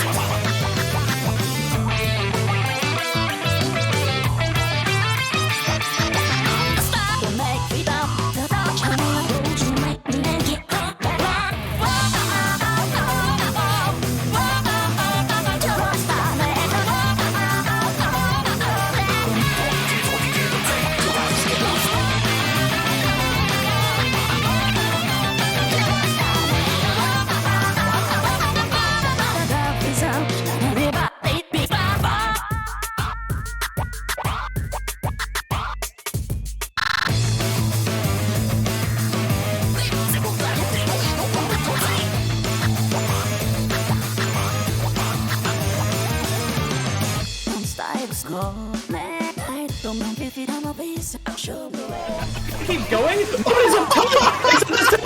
He's getting completely dodged around. And this is basically an execution test? How did that splashdown not kill Jim? How did that splashdown not connect right there? The Beast Sploosh is making all of the right plays. Great special push, utilizing all of their specials at the right time to get a good, strong push going. As that's going for all the way, trying to run this down. And again, the discipline from up the ante. Going to make it. They took the Rainmaker. They held it forward every single time they picked it. They might hold it out. We've got 17 seconds left. Blue Hero, the bubbles though. Oh, and they took were the able to take the They lead. took the lead. The bubbles there blocking the shots. That was a nice bubble there. You may start with Very the comeback. nice indeed. Yes, and with that, now our set is 1-1. Very nice. I mean, again, like you said, those bubbles just are really. It's Uwu who's the team that's staggered. Kimmy is going in and is going to get punished from that, but can they clear the second checkpoint? That would be absolutely monstrous, and they do! And they get the wipe! Rising Stars! What is going on? We're going to a game 5! Wow! How do they come? There's a lot of paint! Two go down inside of the corner, Vanguard! You need to keep the zone. Twig got a pick. Twig got 2 picks. They neutralize the zone again. They just need to hold this area a little bit through the last hope for Aquatic Vanguard. As they get 2 more picks, and what looked like a near comeback from Myopsitis gets turned around again. Power claim they're following the pick, which they will. At this point, I would love to see like a last second backdoor, but there's a jump for Emptiness! And Emptiness manages to get the overtime basket to seal the deal! Oh my goodness! What perfect timing.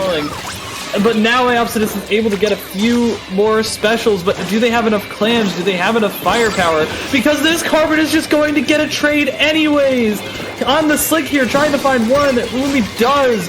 There's a lot of clams coming in right now, but it's going to get shut down as this Carbon goes for a Fury kill. Now, this is the moment of truth, right? You gotta hold on to this tower. You cannot lose this. It is up for Axis to try to push this as much as possible. Only 15 points away from being able to do this. They're really close. One down. All three of them are on top of him. They're still pushing it over time. 3 points away. Can they get it? They got it. Do. Axis denied coming in clutch, and I think that's what they were trying to do. Like I said, man. Blocking out this bridge, just trying to stall for time as we enter overtime. Booyah coming online for Snowfall. The ball now going to the ramp, looking for an opportunity. It's Freeze and Carr. They're not going to quite find it. They go down. The barrier is over them, and they get the ball. Oh, that's it. Point. Wow. Wow, I didn't think they were going to pop it in time, but...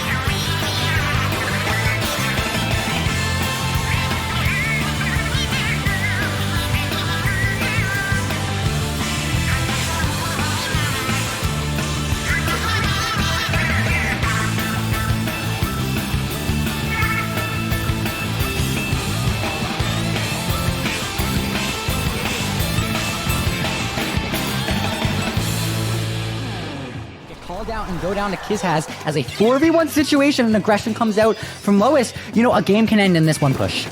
It can, and as soon as they round that corner, that's where damage is going to be done with a hammer escort as well. And they're not done. Gobble, gobble, gobble. It's like Pac-Man up there. That is your wipe. Goodbye. Wow. Game 3. Did you blink at that angle? Violet gets the trade anyways, but job well done by the Tri-Slosher to prevent Clams from being scored. And now all of a sudden, there's 45 seconds left on the clock, and it's Rising Stars with the counterpunch. and the tent eats the wall and goes for 3! That's gonna be 3 picks from this tent! Power claim they're following the pick, which they will. At this point, I would love to see like a last second backdoor, but there's a jump for emptiness! And emptiness manages to get the overtime basket to seal the deal! Oh my goodness! What perfect timing. Could have ended it, probably the lead. But Illuminating is not done. There's 2 down on the side of Rising Stars right now. They've got the current bomb rush to at least support it a little bit, but where's this Carbon? There he is! Gets 1! Tries to go for this Rainmaker, is going to find it, and keep the Rainmaker in a precarious position. Kimmy It's Uwu who's the team that's staggered. Kimmy is going in and is going to get punished from that, but can they clear the second checkpoint? That would be absolutely monstrous, and they do! And they get the wipe! Rising Stars! What is going on? We're going to a game 5! Wow! How do they come? There's a lot of paint! 2 go down inside of the corner. Needs to keep the zone. Twig got a pick. Twig got 2 picks. They neutralize the zone again. They just need to hold this area a little bit through the last hope for Aquatic Vanguard.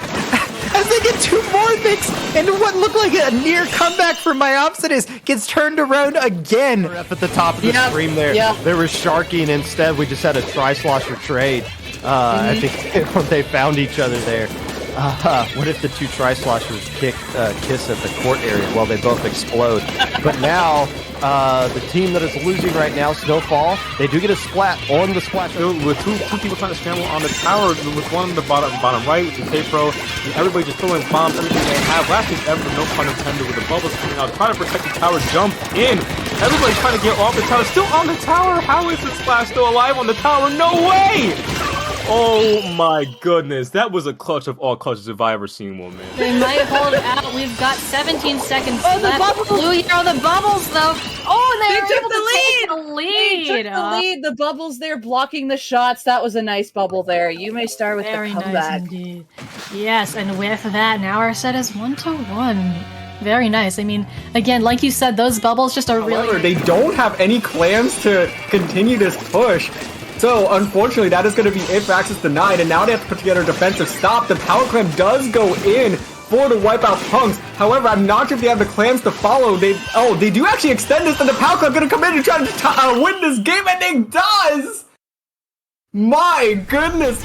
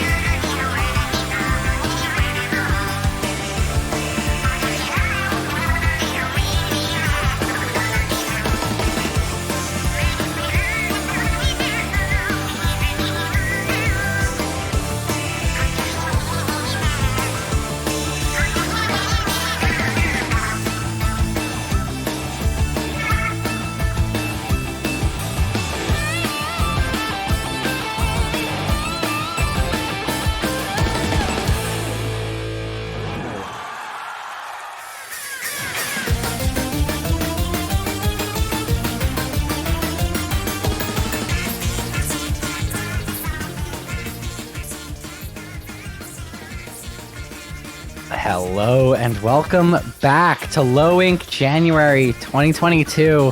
We're hopping into a round of Swiss here. I'm Brush. Joined with me on the mic is Ziraf. How you doing? I am doing pretty well, Brush. Pretty excited for some more Low Ink action. We have another good one for you here today with Broken Controller Gaming versus Inked. For sure. I mean, these two teams, I feel like have been at this Low Ink grind for a while now. Both of them now eyeing towards, making those alphas consistently, wanting to make a run in the bracket here. And once we're getting towards round 4 of Swiss, you're starting to get to the games. Every single game really matters if you want to be making that top cut. So both of these two teams really eyeing for a win here. Yeah, they really are. With Inked sitting right now at 3-0 at the top of the Group B standings, Broken Controller Gaming currently sitting in 14th at 2-1. The record alone is going to tell you that Inked is going to be a little bit favored here. But of course, it is the Swiss stage, so it's a little bit unpredictable because we don't know what, what each team's path was up to this point and how it compares to the other. So, obviously we know what the path was if you just go back and look through the previous groups, but it's a little bit hard to directly compare those paths. Sure. I will say both of these two teams, you mentioned Inked is undefeated here. Broken Controller Gaming sitting, check, as my page reloads. We're going to get started here, I guess. Game 1, Rainmaker Snapper Canal. A longer map, those stingrays coming out being really helpful, but also a map I think where that initial pop doesn't matter so much. Seeing how these two teams will address that with their comps. Alright, so taking a look at the comps here, Inked coming out with that K-Shot, Nautilus, trying to Voe, but it actually looks like Inked is going to be trying to go for that early pop, which they do get, and as we were just addressing how, the pop here doesn't exactly matter. The Stingray, though, going to be already coming out for Broken Controller Gaming, but not really getting anything here. It's going to be the Soda Slosher that has to play a little bit of hero to stop this very early push. Yeah, going 2 down pretty early isn't going to get him a lot, but 57, getting the pressure early can be a lot. And 5 points, they're fighting a nice pick with that hammer, not wanting to get sharked on by that K-Shot. Is now going to leave Inked to being a little staggered here as they move into a second push or a push back into mid. But we're only 50 seconds into this game. Anything could happen as the Rainmaker here is going to reset. A Stingray coming out from Atlas looking to get some disruption on the side of Inked. Yeah, and now Missile's going to be coming out as well. So it's a little bit of just a scrappy fight to start. Inked was able to make that very early push, which brought them all the way to 57 remaining, and that's going to actually help them keep some pressure here as they are able to get another couple picks, and that Rainmaker's already inching its way towards where they had left off. It looks like they're going to be running it down mid, and going to get stopped after getting 2 more points, so that's 3 down on the side of Inked. So now Broken Controller Gaming once again going to have an opportunity to try to reset this Rainmaker, but so far all this pressure has just been 100% coming from Inked. Yeah, putting some pressure down on the left hill as Jaden is trying to shark out this Tri-Slasher nearby. 5 points is going to come in, though. Both of them going to take a nice trade as it becomes a 2v1 in that fight, a 3v2 on the field. Finally, we're going to see Broken Controller Gaming here get some pressure as Batson goes down, though trading the Rainmaker there as the Inkshot goes back from Deceased. Some nice play defense there from Inked, but the push is not over for BCG as it's a 3v3 on the field and applying some pressure in Hill, though. They're going to find a nice pick there, and Jaden now is forced to retreat a little bit. I noticed how you said that it's finally, pressure coming from Broken Controller Gaming, but that was only a minute and a half into this. It's just that Inked came out playing so fast that they just try to set the pace of this, and we're like, well, where's Broken Controller Gaming trying to match this pace? So Inked just being hyper aggressive here so far. Yeah, Inked, opting to play double midline with that Nautilus and the 96, that gives them the range, but Broken Controller's Seajet, it's a blessing and a curse. You're going to have those raids, you're going to be able to play the defense and hold the enemy team to 55, but you don't have the aggression that Inked has. 5 points trying to make up for it with this hammer. They're going to be dancing around this hill area, going to take a trade on the Tri-Slosher. That becomes a 3v2 as the Ink Brush goes down somewhere else. Now just the Seajet alive with that end zap, and they don't have aggression anymore. Inked here is going to be able to grab the Rainmaker and push once again for the 3rd time in this match. Yeah, this is going to be a huge scoring opportunity right now for Inked. They are going to likely be able to get a couple more points there. 2 more points is going to, I guess, be the trend here for Inked. 2 points at a time. going 2 down. So once again, BCG gonna pop this Rainmaker and wait for the reset, hopefully trying to get a couple of picks here to, you know, let them set up a little bit more in mid, because that's one thing that's kind of been an issue for them, is that they haven't been able to hold mid pressure for more than a few seconds at a time, as we do see the brush go down again. Deku gonna be picking up that Rainmaker and lose it on their half of the map, and that is a huge pick there for Inked, as this is now gonna be a quick opportunity for them to pick up. And with delayed 3 down right there, this is gonna be even more points, breaking that 2-point trend, gonna bring this all the way up to the goal. But can they get the knockout? It's gonna be close. 3 points remaining is going to get shut down, but it is a 2v2, so they might be able to just try to pick this up and keep moving with it if they can get the Ink onto that shield. But unfortunately, not going to happen here, as Deceased gonna be shrugging for now, trying to maybe get a bit of a sneaky pick there, but nope, it's gonna be a jump out instead. Yeah, you know, a safe play by Deceased. They're not wanting to go down, understanding their life has value. Look, I mean, BCG had this thing right there, and that's going to save them the game and allow them to go for at least an overtime push. A nice pick from some dude there. But, I mean, they don't have the aggression. They have not been able this game to come out. And every time that hammer gets popped, they seem to go down in a trade or you know, just go get picked off there by some dude. So BCG really need an opportunity here to find the aggression and coordinate a push in using that zap and brush together. But with 40 seconds left, it's not looking super hopeful. It really isn't. They just aren't in the position. They haven't really been in the position all match long to make something happen. But they're going to have one more opportunity at this, it seems, with 20 seconds to go. They do have all 4 specials online. The Stingray going to be coming out right now, but not going to be able to do much with it. The missiles coming out as well from both sides. But that's going to be, but the Octopus is going to be going down here, so they are at a man disadvantage going into this last push. But the question is, can they even pick up this Rainmaker in time? It seems like they're not going to be able to do that, and that is going to be game with Inked just dominant from start to finish. Yeah, I mean, we talked about how the pop doesn't matter, but what does matter, I mean, the pop, you know, not getting a lot of paint down, not really going to find a pick there early on, but it gave them the momentum they needed. It gave them the aggression to just grab and shove it down BCG's throats. And that's exactly what they needed. I mean, it transferred over into their speed. It transferred over into how they played the game, how they played around flanks. And BCG, I mean, locked out of that game completely. 1-0 in favor of Inked. Man, yeah, Inked, I've always known Inked to be a very aggressive comp, just the way that their team plays, and that really showed here, because I've had the privilege of getting to play this team before in Ludi and watching them play in other sets as well, but yeah, my goodness, that was like taking the aggression that I'm used to seeing them and even like upping it up a notch.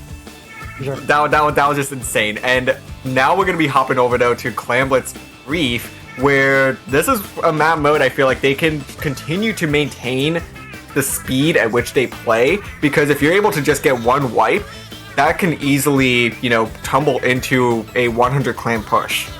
Right, you know, that's exactly what I was going to say. With Rainmaker, you have that luxury where speed can just carry to the end. And that's not always true for like tower defense, tower control, for example, where the tower is a little slower, it follows the path.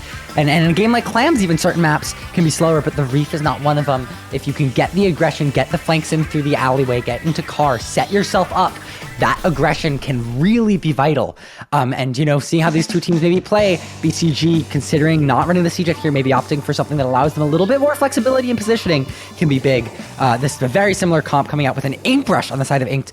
BCG, though, opting for an Ink Brush as well, along with that Tri-Slosher. No backline from either of these two teams.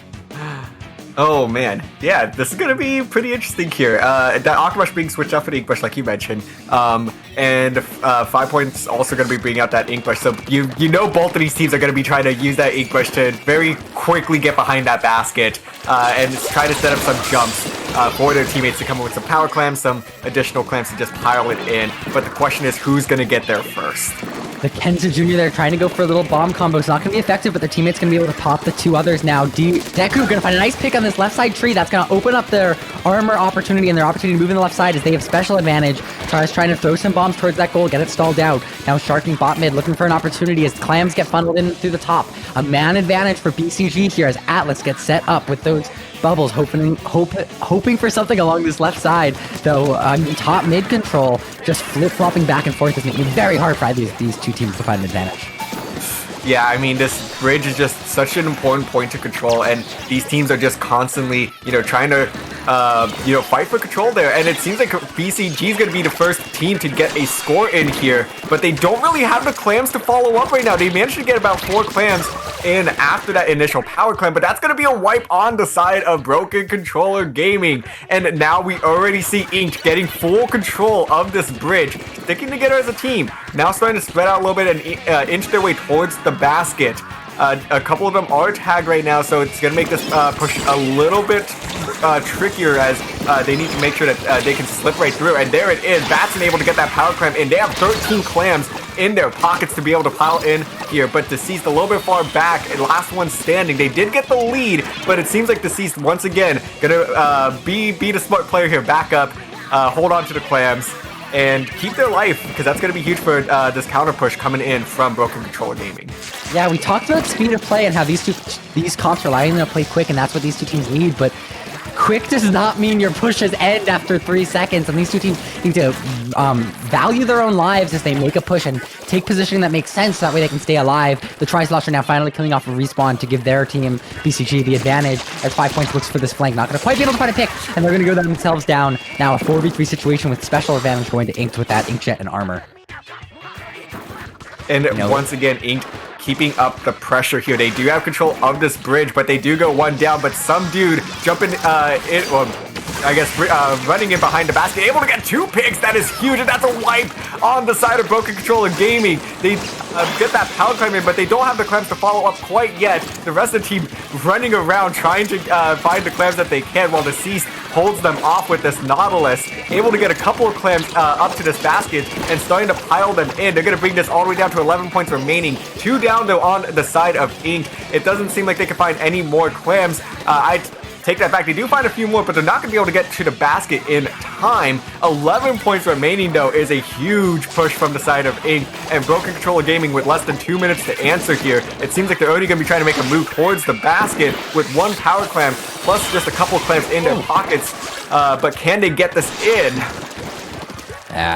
5 points, fighting a nice cancel on that splashdown, but now Atlas has to Sharky looking for an opportunity, and they're going to get called out and go down. 4v2 situation in Ink's favor, as they just need to defend this lead for another minute and 30 seconds.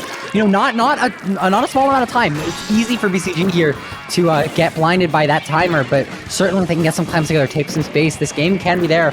But not if Batson is holding this top mid the way they are with that 96 Gal, just doing a great job controlling space. Now to see getting forced on this left side, looking for an opportunity, and just kind of dancing around looking for any kind of opportunity. Yeah, and now that this game is starting to tumble into Ink's favor. They managed to find that sweet spot of aggression, and they're going to be able to just pile all the clams in, and they should be able to get the knockout here. There it is. Took them a moment, but they finally get it done. Honestly, that was a really crazy game in that first half, and that second half, Ink finally hit their stride there. It was like, okay, now we got what we're looking for. This is the position we want to be in, the exact aggression we want. We have them staggered. They're done. Yeah, I mean, I want to call attention to Batson's 96 there. I called it at the end, but really the entire game, just doing an excellent job standing on top mid and denying space, taking advantage of their range and, the damage output of that weapon, even if not the highest DPS in the world, definitely allowed them to just hold that spot, take it strong, and allow their team to take the left side flank into tree, take the space they needed, and playing off of each other in a way that almost reminded me of a Splat Zones lockout. It really kind of did play out like that, huh? They managed to get that lockout there in that second half there, and I guess really twice they managed to lock out because the first coming from that push that brought all the way down to 11 points remaining, and second to secure the knockout, and BCG just did not have an answer for it. But I do want to give credit to BCG for really playing much stronger in the first half of that Clamlets game. It really seemed like that was going to be going down to the wire at a glance. But ultimately, Inked has just been so dominant today that they just finally hit their stride there. So BCG put up a great fight, though. Yeah, no, definitely, and I don't want to make it seem like that's foreshadowing as to what's going to come up next with Splatoon Starfish main stage. it's not free. I mean, Inked, if they put their guard down, said, you know what, we're gonna win this game, it's fine, we gotta push to 11, like, that can bite them in the end. They got lucky in the Remaker match that they found a nice couple staggering picks at the end that denied them overtime, or denied BCG overtime. But like Clam Blitz, Splat Zones here, back to back, are 2 games where you can't stop playing. You have to play until the very last second, because an overtime hold can be devastating. You don't have an access in, it hurts. BCG here, looking for any chance to upset. You know, the pressure's off. It's a 2-0 set. It's Swiss. It's fine. You get another couple of rounds here in this bracket, but you have to play for every tiebreaker, especially now if your record is going to be 2-2. All right, here we go. Game number 3 in round 4. Taking a look at these comps here. It seems like a little bit of a shakeup on both teams. Inked coming out with almost an entirely different comp here, with the exception of Batson. Now I'm going to be bringing out that Slosher with the Neo Splash. I mean, the Neo Splash is just a staple for Splat Zones, really. That Bomber's going to be able to cap pretty much any zone. And on the side of BCG, that's the Jet Scorch going to be coming out as well with the Stingray, which is a bit of an interesting choice here. You typically don't see something like that. Yeah, but I mean, the special coordination early from them is going to didn't guarantee them any picks, and you know, Ink was able to move back in and find 2 of their own.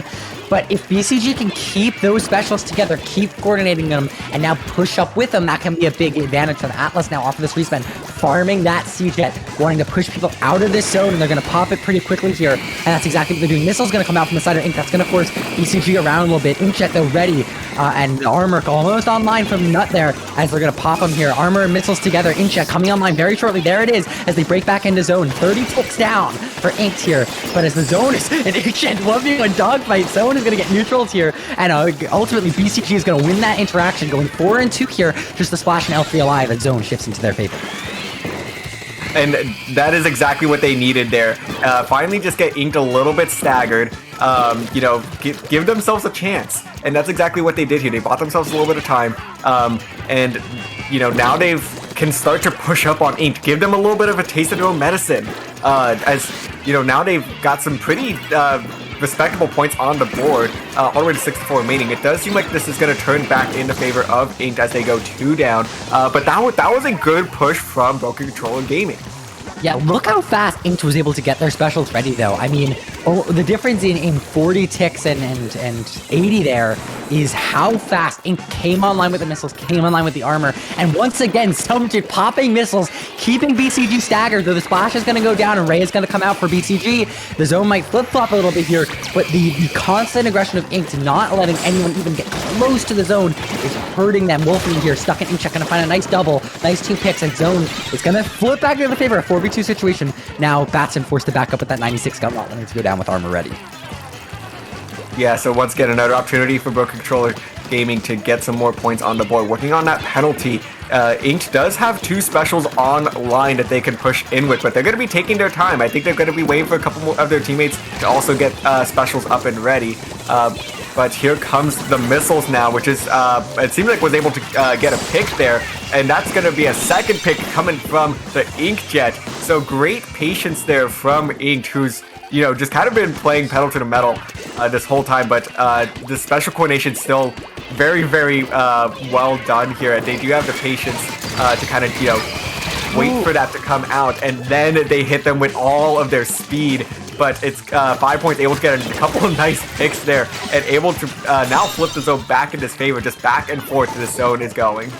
Yeah, popping missiles a little bit early before BCG is even, before Inked is even all back online with Funyo on this nice flank. Doesn't seem to have been called out, and they're going to wait for their teammates to have an opportunity before they move in. The C-Jet there, pushing in the zone, completely oblivious. Now Funyo going to take this left side with his far right. Armor coming online for Funyo. They are going to go down, though. The flank wasted now. BCG has an opportunity to hold this zone and go for the win, though an Inkcheck coming online is going to force people out, and Deceased is going to be able to move people away and get the zone back in their favor. But now a 3v3, I mean, specials in BCG's favor, though now 2v3 doesn't look hopeful anymore. But for a minute there, I mean, BCG was holding this zone in a way we weren't ready for. Yeah, and it seems like at this point, they are going to be able to hold on to the zone through this penalty and start getting some more points on the board. But Batson just overextending slightly, which is kind of, you know, what you have to deal with being such an aggressive comp, is you know, your teammates might start to overextend just a little bit, and then they paid a price for it, which opens the door for the other team to get a pick and move in, just like Broken Controller did right here. So they now have control, and they're going to be holding on to the stage, trying to get a couple picks as Ink tries to get back on stage to, you know, flip the zone back, but the penalty is already done here.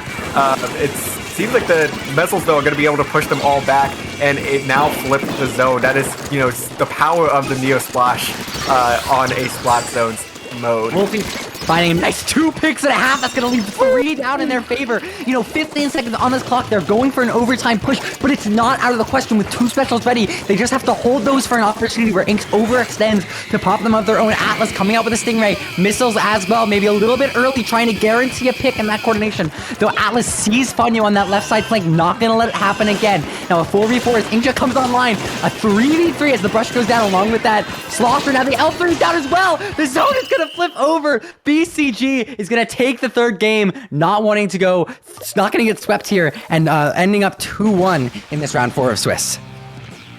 Wow. A huge game there from Broken Controller Gaming.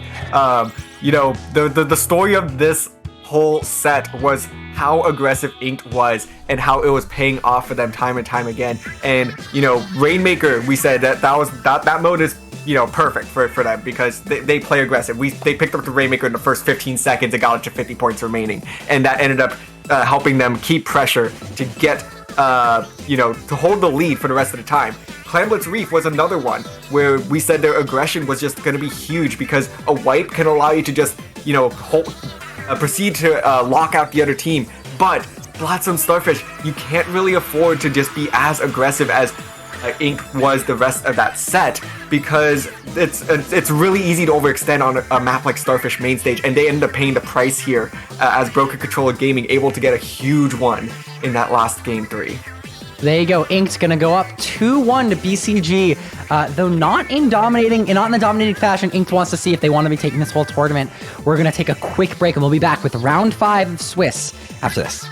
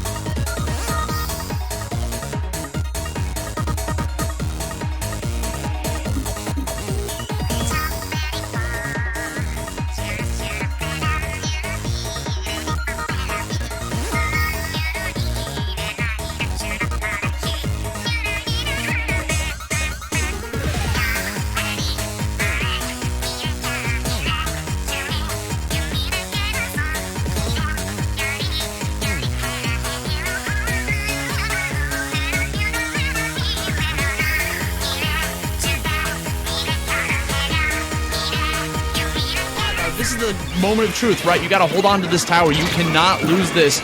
It is up for Axis Knight to try to push this as much as possible. Only 15 points away from being able to do this. They're really close. One down. All 3 of them are on top of him. They're still pushing it over time. 3 points away. Can they get it? They got it. Do. Axis denied coming in clutch, and I think that's what they were trying to do. Like I said, man.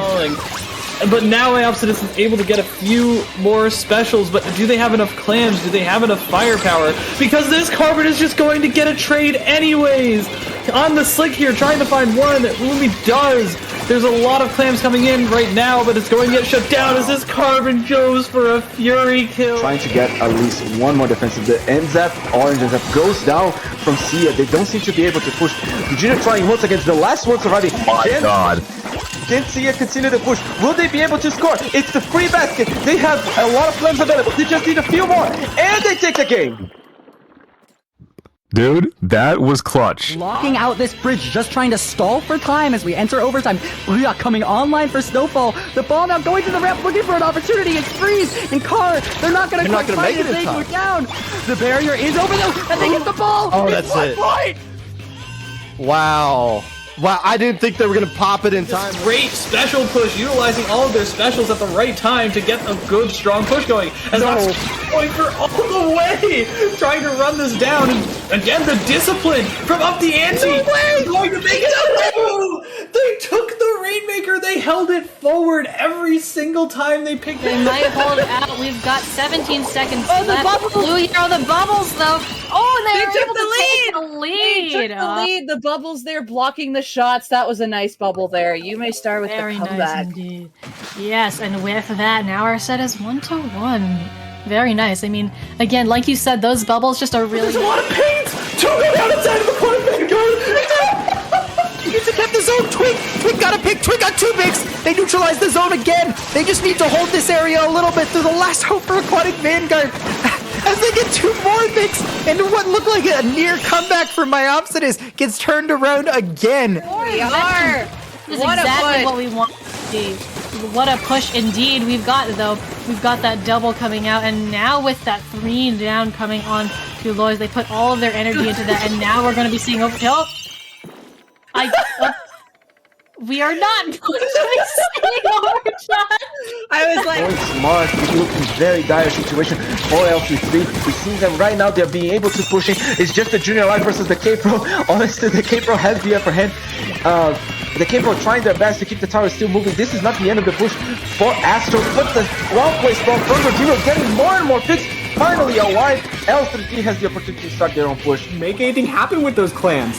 Bebop gonna try to drop down now, but unfortunately nobody really near them. Not gonna be able to assist quite in the way that they've anticipated yet, but they are eyeing this Booyah Bomb, but the Booyah Bomb is eyeing them. You gonna move? You gonna move, bro? You gonna move?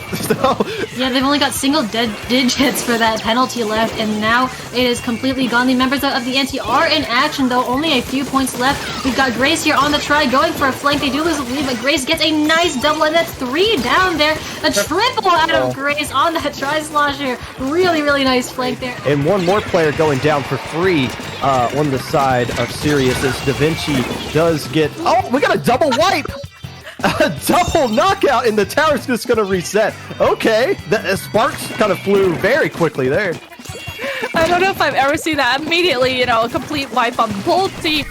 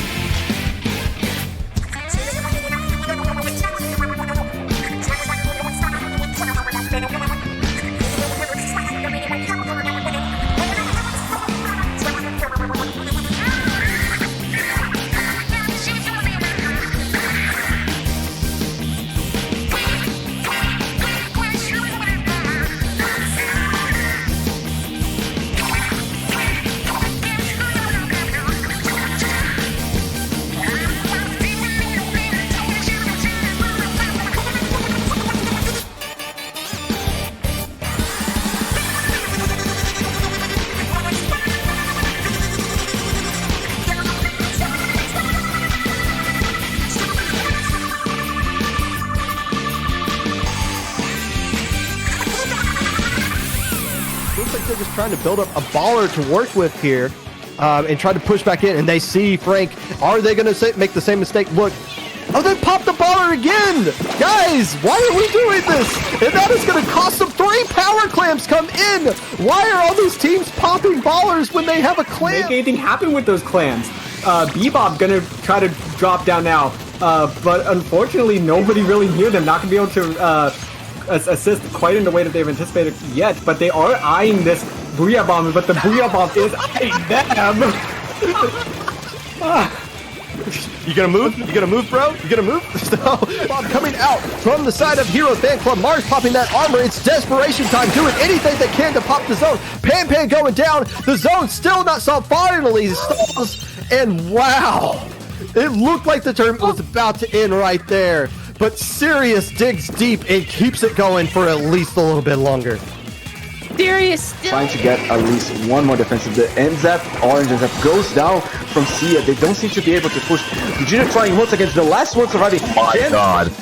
Can Sia continue to push? Will they be able to score? It's the free basket. They have a lot of flames available. They just need a few more. And they take the game. Dude, that was clutch. You're not painting this little speck of ink. Come on, just put something down. Look at your map. Look at your map! The beacon oh my god! They all jumped in! Are you serious? Two players going down for pursuit. John passes the power clamp up ahead. They do pop the basket. Bebop cracking around that left side. They're one more clamp away. Can they get it in there? The L3B, the last player left alive, is stuck on Inkjet. Is getting a plat. Got 2 splats. Oh, but they don't get it in time. Wow. And pursuit hangs on. So now it's a 4v3 in favor of JPEG. Gibbs trying to use that umbrella to make a move towards the basket. Finally going to be able to start pushing up, and 2 picks. 2 people going down on the side of JPEG. Can Gibbs get to the basket in time? This is going to be really close. Oh, no! So close for Vivace. At that angle, Violet gets the trade anyways, but job well done by the Tri-Slosher to prevent Clams from being scored. And now all of a sudden, there's 45 seconds left on the clock, and it's Rising Stars with the counterpunch. And the tent eats the wall and goes for 3! That's gonna be 3 picks from this tent! This great special push, utilizing all of their specials at the right time to get a good, strong push going. As that's going for all the way, trying to run this down. And again, the discipline from up the ante. Going to make it up. They took the Rainmaker, they held it forward every single time they picked it up.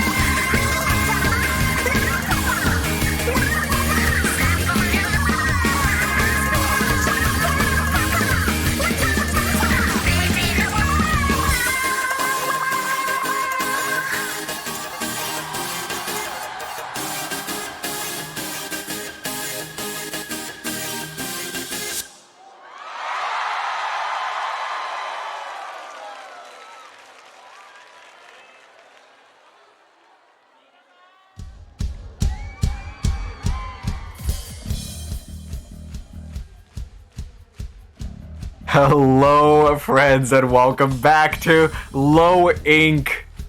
We are here in Swiss round 5, and we have another great match for you today. We have Insquidious versus Cake. Brush, do you know anything about these two teams? I do. I mean, I recognize both these two team names. I mean, they've been around for a little bit of time at least. They're both these teams, 1 and 3, fighting for maybe a gamma bracket entrance here as we are entering round 5 of Swiss. Every match is starting to matter, but also every game is starting to matter. So, even if you don't think, or even if one of these two teams has to lose, but seeing if they're going to be able to get the upset, get the 2-1, not wanting to get completely swept off the board here as we enter game 1 here, tower control, Manta Maria. Yeah, and both teams right now sitting at 1 and 3. So this is a pretty crucial game for both these teams because the winner can still have a chance at sneaking into that gamma bracket, whereas the loser is sitting at 1 and 4, unlikely going to be able to make a bracket, but still at least getting that win will get you in a position to do so and give you a little bit of a confidence boost. That's for sure. Right. I mean, excuse me, even if, both these two teams not looking at alpha bracket, not going to win the tournament here, but every set matters. I mean, you are in this low-level grind, and you are trying to make results, make something happen. The littlest thing can go a long way. And so, beta bracket isn't out of the question for these two teams, but also, even if it's just gamma, both these two teams fighting with every last breath they have here, and this game is going to matter. Tower Control Manta Maria, a map mode that favors a lot of range, really loves the aggression through the top left pushing area, seeing how these two teams are able to handle that challenge with comps of their own. All right, so taking a look here at what these teams are bringing out, we are going to be seeing the Dynamo and the K-Shot, most notable there, on the side of, I believe that is Insquidious. Meanwhile, on the side of Cake, that's T-Tech, the K-Gal, both teams rocking an NZAP as well. So definitely a good mix here. I mean, I think most notable here, what I really like is the Dynamo, actually, because that Dynamo is going to be really good for trying to get a lot of ink over the ledges of that street, regardless if you're defending or pushing. And even then, I mean, it's special. That Booyah Bomb is going to go a long way, clearing out bunker like we just saw it there. The NZAP is going to go down later right now, looking for an opportunity to try to even the player advantage, though they're not going to quite find one as they're dancing around this side. Looking for a big 52, they're going to find it. That's going to leave them in a 4v2 situation. Huge advantage for Squid here as they look to push this tower and take an early lead going through this first checkpoint here. Yeah, this first checkpoint definitely really big to get early control of this map and just the early lead. And they do break through that, but they are 2 down, so it seems like they're going to go ahead and let this tower stall for the time being. And it seems like Cake is going to be able to clean up those other 2 members. So that is going to be a reset of the tower. So now Cake needs to just get a lot of paint down. That's really all you need to do. Get as much paint down in mid as possible to just make it difficult for Insquidious to come back. But as I say that, they do go 2 down. So it seems like Chad King and Fish going to have to back up for now and just try to hold position here in street and their bunker. Shrimpy doing a good job holding this bunker, trying to apply some pressure now, flanking into the others. But after that, Octobrush is doing a great job staggering picks. And then the last one alive here is they're going to go try and attack Shrimpy at this top area. They're not going to quite find the pick they want, and Echo's going to have to back up here. But I mean, even so, just the constant pressure, the stalling, trying to distract your opponent goes a long way. Now trying to get a nice pick on low iron there. They're not going to quite find it. And a nice follow-off pick on that Dynamo, is going to leave them in a huge advantage finally. They're going to go down to now a 3v1 situation, just the K-Shot alive for Insquidious. Yeah, now there should be a huge opportunity for Cake to be able to get through this checkpoint and get the lead, because this is already the second or third time that they managed to get Insquidious 3 down. So finally able to break through that first checkpoint, working their way towards the second, but that Dynamo gonna be huge for Insquidious, like we were saying earlier, just defending it and defending the street, because they're gonna be able to get ink, onto that street, make it difficult for that tower to push through, and be able to stay in a relatively safe position. Advantage quickly switching back in favor of Insquidious here as Echo chasing after this last pick. Now they are going to fight on Whitefish there as Echo now clearly carrying this match in terms of picks for their team. Like 7KA dominating the rest of their team now as they push back into mid low iron, trying to find an opportunity with that 52 gal, not quite finding the pick they wanted. But thankfully their teammate is going to be able to clean up Echo there. It's advantage back in Cake's favor as they look to expand their push. Shrimpy first going to take this pick, or this flank, sorry, into the bunker. Yeah, and both teams at full man advantage. Finally, going to be a pick there. So Insquidious going to be going down a member, make it down 2. So this is now going to be Cake's opportunity to once again start to push this tower up, get a few more points on the board. They're going to be taking this slow and steady. Chad King able to get another pick there, and that another pick as well. That's 3 down. Huge opportunity for Cake now, but they have to deal with this Dynamo in the street. The Dynamo going to be making it very difficult for them to push through this second checkpoint and able to stall enough for the rest of their team to get back online. It's going to take a Booyah Bomb to shut down this Dynamo. That's going to be 2 down yet again for Insquidious. This is just a bloodbath here in street as both these teams getting pick for pick, and finally able to push through that second checkpoint is Cake, and they are on their way to get some big points on the board here. Even with 2 down, they're still pushing this tower all the way to the 3rd checkpoint. Oh my lord, the Dynamo jumping down there from elbow as a saving grace for their team defending that 3rd checkpoint. 50 seconds left on the clock now, a pushback in the mid. Cake, though, applying pressure for a solid 2 minutes straight is going to put Insquidious on a huge back foot here as Booyah and Inkjet get popped early. Along with that armor, that's 3 of their 4 specials, but with 2 down, Saf is struggling to find an opportunity with Dynamo, and they're going to get fully wiped trying to push back into mid too hastily. Cake now has to defend for 30 seconds for this win. Just set up strong, play this like a zones lockout, and with that Booyah Bomb ready from low iron, a GG special is going to go on that tower with 20 more seconds left in this match, and the game can end in a sad, devastating, slow fashion here. And they did bring out the Booyah Bomb there, maybe a little bit early, but I think that ends up working out okay because the K-Pro also does have a Booyah Bomb at the ready, which they should be popping right about now if they haven't already. I don't know where that Booyah Bomb is because that could be huge to stopping the tower, but fortunately enough, they caught off the tower for just a moment. I'm surprised that ended up working out like it did. Yeah, I was watching the pro. I mean, you're right. I was waiting for the Booyah to get popped. I was like, where is it? And I blink, and Shrimpy is standing on the tower, ending the game for Insquidious. And Cake is going to be able to take this game 1-0, starting this set off with some nice slow defense early game and some really hard aggression in the latter half. Wow. Yeah, I mean, that was a fantastic game from Cake there. It seemed like Insquidious, had the upper hand in the opening minute. They managed to, break through that first checkpoint, start pressuring the street a little bit, but as soon as they went 3 down, they just continued to go 3 down time and time again, and Cake just punished that so effectively. Yeah, I mean, we talk a lot about mindset on these streams, talking about where the teams are at, how they must be feeling. And I don't want to oversaturate the point, but on a very real level, there's 2 things you can take away from that loss if you're Insquidious. 1, you have to keep pressure up. You can't get comfortable. Or 2, oh wow, we stink. We just got wiped off the board. And obviously one of those is going to give them a more fighting chance as we move into the second game where, a quick push can end the game. We're talking Rainmaker, Humpback, Pump Track. And like every Rainmaker map mode, it is so fast-paced. It can be so devastating to just grab that Rainmaker and just get the picks and just move forward quickly. Insquidious now wanting that aggression and wanting to carry through what they had in that first minute of the tower game as you spoke about, but maybe ending it here with a quick KO on Rainmaker.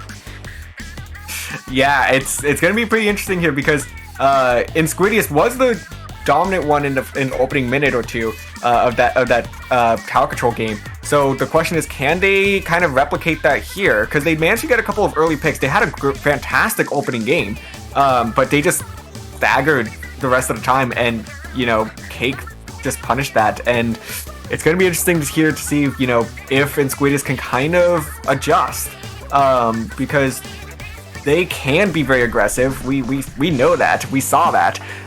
But can they just, continue to draw it out a little bit more and get those crucial picks that they need? Dynamo coming back out for the Booyah Bomb here on this map mode can be devastating, and I almost had an identical comp from Cake, opting for that Junior from Yfish with that Object Shredder. It's going to give him a nice quick pop here early on. That's exactly what they do. Now flanking around the right side and left, going to look for this quick pick. Comes Saf, not going to quite find it, but forcing 2 players of Insquidious into this bunker can be really difficult to get rid of for Cake here, as Echo looks for a pick on this Junior. Not going to quite find it yet, and they're going to have to back out, but Booyah pops on their side. That's going to give them an advantage. Though 2 specials ready for Cake, it's still anyone's game. and no one's gone down in the first 30 seconds. Both these teams try to just stay alive as best as they can, but finding that it's going to be 2 down on the side of Cake, making 3 down. And this is going to be a huge push. The Booyah Bomb going to try and come in and save the day, and it does. A huge stop there from Cake to, pause this Raven. Got 90 points remaining. I mean, the damage is already done. That is a huge push on a hump track. But, they got the stop, and that's the important part, because that was, looking to be a knockout. Echo cycling back into mid. Their teammates are going to go down, but that ink shed is still ready from them if they want to pop it. They're going to find a nice pink on Shrimpy there. Echo now looking for an opportunity through this left side. Going to look for that Sharking Jr. They are going to find him, but not quite find the pick that they wanted. Inkshed is still ready, and they are ready to get another push moving here. Just trying to terrorize the bunker as well as they can. Yfish now going around this right side flank, looking for an opportunity of their own. With the 52 down, a 3v2 on the field. Armor is ready for Insquidious, but huge advantage for Cake here with special and player on the field. Yeah, and they have 3 specials online as well. So Cake going to be able to hopefully make something happen here with the numbers advantage as well. So popping the armor there and going to start moving the Rainmaker, only getting it to about 16, moving at 16 points to the right side. Booyah Bomb now going to be coming out, trying to get a couple of picks on the elbow, but not able to get anybody there. It's a 3v3 situation now for these teams, as they are trying to vie for control of mid. But it's just going back and forth right now. I mean, right? And Insquidious, at the very least, doesn't need to play super aggressive. They can just continue to hang back a little bit, because they got the lead that they want.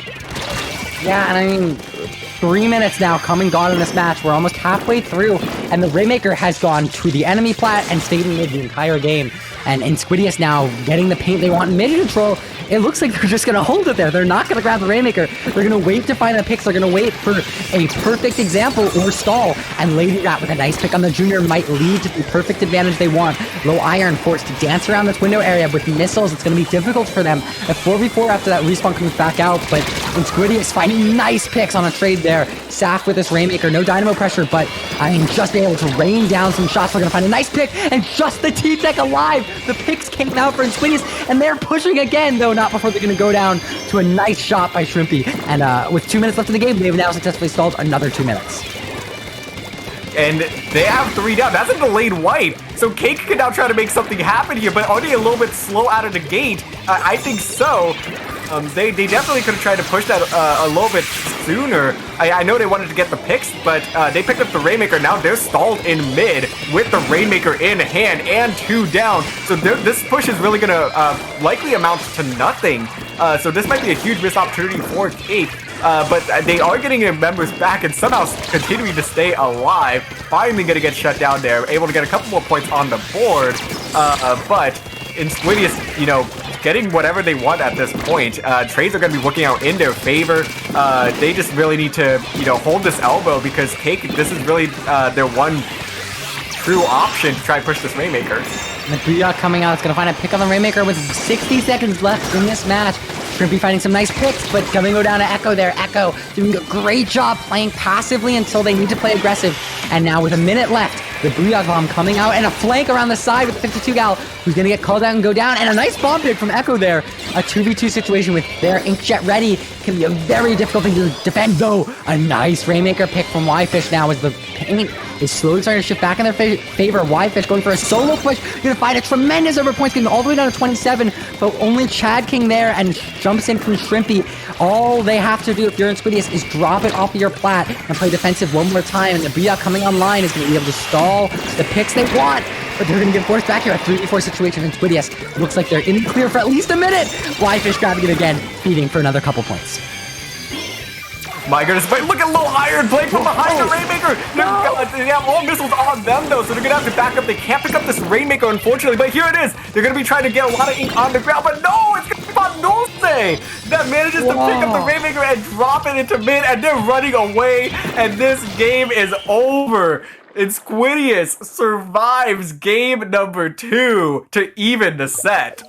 I feel like Commentators' curse there happened like tenfold. Everything we said was just denied. Insquidious by the skin of their teeth, taking that game. Cake applying some really nice pressure and playing those flanks. I mean, just a little bit different timing can be the difference as Cake there took that left side flank, and that almost gave them the win, though. Missiles, the saving grace for Insquidious, going to give them that match. 1-1, we're going to move into a game 3 here. Close sets for both of these two teams. Yeah, really close, definitely. I mean, kudos to Pandulce there. Like, what a gutsy play to be able to pick up that Rainmaker and just manage to avoid all the shots coming in from Cake and run it halfway across the map in the closing seconds. My goodness. Yeah, but I mean, that's what they needed. They needed to get it off of Plat, and it was looking dangerous. I'm sure the adrenaline is pumping for them. But Clamlet Snapper Canal, we're going from a very fast-paced mode of a lot of back and forth to a map where it really takes a lot of time to get a push started, especially if you're struggling to manage clams and especially your life. We saw a lot of trades, a lot of picks in that game. Seeing how these two teams, are able to play with that in mind. Yeah, that last game was definitely very scrappy, and that's definitely going to be even more so the case here. Because to get a successful push, a lot of times if you're going to at least be coming head on to the basket, you need 2-3 picks to have a very successful push. Obviously, there is the option of the silly flank that I think everyone is definitely aware of. So the question is going to be, can these teams, continue to be aggressive, get the picks, but keep yourself alive, keep your teammates alive, because we've seen a lot of trades happen in these previous games where neither team is able to get a very strong man advantage. Both these two teams sticking to the comps they know. They're dropping the 52 gal, and Shrimpy moving over to that Splash-O-Matic. Neo is going to give them the bomb rush, which is going to help them control the street area. But for the first minute here, we're just going to see paint going down. We're going to see these two teams trying to find an opportunity to try not to overextend. And with Rhea online quite early for Insquidious, and missiles as well, advantage looks like it's going to them first. Yeah, and very quickly, it seems like Cake is getting a lot of clams in their pockets here. But it seems like one member is going to go down to a bomb there. So the first blood for this game, but both of these teams just continue to kind of just poke at each other. Specials coming online for both teams, and they're just waiting for the right opportunity to use it. It seems like Insquidious is able to make up a little bit of ground here, starting to push in very slowly. But here comes the specials now from Insquidious. How will Cake respond? There is finally the power clam and the first push, but do they have the clams to follow up? They do have a few. Can they get them all in? They got actually most of them in. 47 points made. That's a pretty solid first push. Lady Rat doing a good job prioritizing picks over life, and they're going to go down there with the one clam. But that's what you need to be doing at this level. If you can guarantee your picks on a push, if you can guarantee the opponents will be wiped again, then it becomes way harder to defend. I mean, obviously, if you're dead. Cake now pushing back into mid, looking for an opportunity, and Saf doing a great job stalling this right side hill area as they're going to get pushed out, though, by the, it looks like the splash and the K-shot there. Ooh. And now Cake with 3 specials to work with are already closing in on this basket. That's going to be 2 down now on the side of Insquidious, so they are definitely making a move towards the basket, trying to give clams to Shrimpy. The entire Cake team was just huddled together there, trying to just pass off clams to each other sneakily, able to finally get the power clam, but they do go 2 down, so this is just a bit of a missed opportunity now for Cake, as they now need to just back up a little bit into mid and onto that far right side. Wait for their numbers to come back and try to build up some specials again, because now they have the power clam, but they just need the specials to push in once more. Yeah, and I mean, with the missiles have been ready for a while now, with the zap going on inside of Insquidious, Cake looking for another opportunity, but Echo is going to play along this right side flank, looking for a very fun option. But Sharking here with the zap on respawn is going to make him actually in a 4v2 situation, and specials are going to be popped for Cake's advantage here, as Echo is playing on the wrong side of the map. Chad King now jumping to the far left, looking to try to put this ball in after popping a booyah, and effectively just 3 down as Echo is trying to cycle back with that Unched. They are going to find a pick on Chad King, and the ball is going to get missed because of it. Echo saving that push with 3 down now in their favor. Wow, what a stop there from Insquidious. That was a huge team effort, and they are already ready with the clams on the other side, able to pile them in, bringing it all the way down to 25 points remaining. They have a couple more as well, but this is going to be a wipe. So 19 points remaining is a huge, push for Insquidious. So now Cake, though, with the wipe, gonna have to try to respond quickly. Yeah, Echo's defense there was actually enough what they needed, and because they were already set up in that area with that ink shed, I mean, it was a quick jump in and a quick push with a minute 30 left in this game. Special advantage for Cake, but not quite the pace they want to be seeing low iron here. Trying to find an opportunity, but being chased out by this chicken in a movie death scene. The bastard's gonna get popped in a 3v2 advantage in their favor.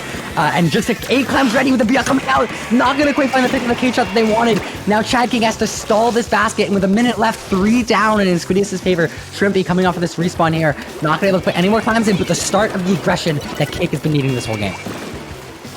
Yeah, and even though that was only 1 power clam plus 2 small clams there, that is still a okay push for Cake, because now they know that they can get in there and get the scores. Obviously, you're handing Insquidious a power clam because they have 24 clams to work with, and it seems like this jump is going to be coming in to Echo, and this could be just a knockout push at this stage. The Booyah Bomb coming in now, and they have the clams to finish this one off. They are piling them in, and that is gonna be game. Insquidious dominant here in game 3 to take the set 2-1. Yeah, Echo knew it almost worked once. They knew it would work the second time, and giving our producer Inkfair some flashbacks to iTap's win with the jump in there. I mean, some great plays, coordinating with your team, understanding that you can jump in with the ball, play aggressive, and even the pro opting to throw the ball to the brush there, pop the booyah early. That's going to give them the space they needed. And the win, coming back there, 2-1 in this round 4 of Swiss. Man, what a roller coaster of a set that we just had between these two teams. Cake just able to, play patient and just had Insquidious staggered throughout game number 1. And now game 2, game 3, Insquidious was like, all right, that was a fluke. Let us show you what we're really about. And they just continued to play so aggressive, and Cake just didn't seem like they were ready for it. And they just had him stumbling the entire time. So kudos to Insquidious for pulling off that 2-1 victory here. We're going to take a quick break, and we'll be back with round 6 of Swiss launch January 2022. See you in a minute.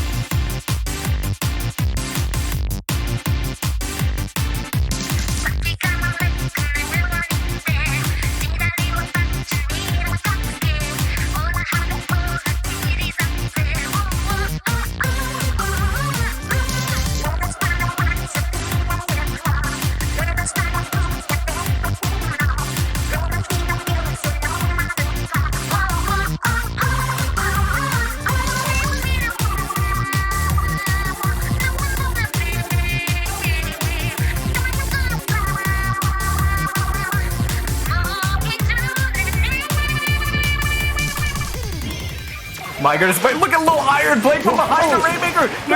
They have all missiles on them though, so they're gonna have to back up. They can't pick up this Rainmaker, unfortunately, but here it is! They're gonna be trying to get a lot of ink on the ground, but no! It's gonna be Van Dulce that manages to pick up the Rainmaker and drop it into mid, and they're running away, and this game is over! It's Insquidious. Could be the end of this push?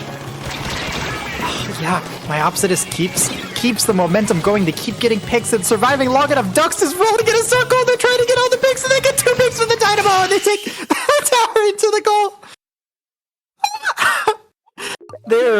But this is just a tight corner right here. Two going down. Oh wow. Okay, missiles. Snack again. Snack again. How'd you get back there? How'd you get back there with a triple? Oh no! Snowfall's gonna get loot off of that. How? Right now, though, access denied is under very heavy pressure. I think the pressure is definitely getting to them, as they always have one behind them and like two in front. They're having a hard time. Roomba's not having very good luck engaging Saucy Boy. Very nice. They might hold it out. We've got 17 seconds left. Blue Hero, the bubbles though. Oh, and they took the lead. They took the lead. The bubbles there blocking the shots. That was a nice bubble there. You may start with Very the comeback. nice indeed. Yes, and with that, now our set is 1-1. Very nice. I mean, again, like you said, those bubbles just are really. There's a lot of paint. Two go down inside of the corner, Vanguard. You get to keep the zone. Twig got a pick. Twig got 2 picks. They neutralized the zone again. They just need to hold this area a little bit through the last hope for Aquatic Vanguard. As they get 2 more picks, and what looked like a near comeback for Myopsitis gets turned around again. So now it's a 4v3 in favor of JPEG. Gibbs trying to use that Brella to make a move towards the basket. Finally going to be able to start pushing up, and 2 picks. 2 people going down the side of JPEG. Can Gibbs get to the basket in time? This is going to be really close. Oh, no! So close for Vivace. Unfortunately, Keep going. Nobody's up top. He's getting completely dodged around, and this is basically an execution test. How did that splashdown not kill Jim? How did that splashdown not connect right there? The Beast Sploosh is making all of the right plays. Now this is the moment of truth, right? You gotta hold on to this tower. You cannot lose this. It is up for Access Denied. Try to push this as much as possible. Only 15 points away from being able to do this. They're really close. One down. All 3 of them are on top of him. They're still pushing it over time. 3 points away. Can they get it? They got it. Do. Access Denied coming in clutch, and I think that's what they were trying to do. Like I said, man, Make anything happen with those clans. Bebop gonna try to drop down now, but unfortunately nobody really near them. Not gonna be able to assist quite in the way that they've anticipated yet. But they are eyeing this Booyah Bomb, but the Booyah Bomb is eyeing them. You gonna move? You gonna move, bro? You gonna move? Could have ended it. Probably the lead, but Unlimited Unity is not done. There's 2 down on the side of Rising Stars right now. They've got the Current Bomb Rush to at least support it a little bit, but where's this Carbon? There he is! Gets 1! Tries to go for this Rainmaker, is going to find it, and keep the Rainmaker in a precarious position. Kimmy is reset, and but they need to get the players out of their base. This Nautilus is destroying everyone on the mast. The Tri-Slosher sloshing down from above, and it's not enough. That's 3 going down, that's 4, and that's gonna be a wipe, and it's dunk. Wait! Not a dunk. They slammed dunk and took the net down with it.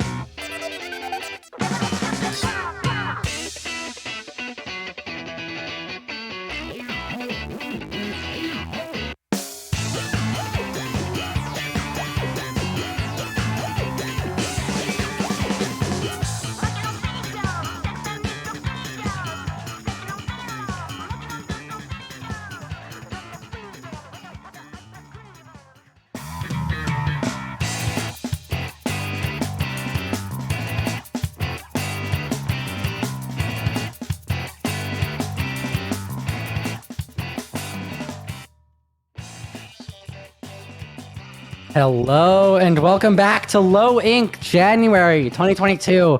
We're going to get going here with the final round of Swiss for this day 2. These two teams, Ink Sync, fighting, oh my gosh, Squid Killers here for a bracket spot. You know, both these teams 4-1, but needing to go 4-2 if they want to be 100% sure, or 5-2, sorry, if they want to be 100% sure they can make Alpha Bracket. I'm joined with DRF. What do you know about these two teams?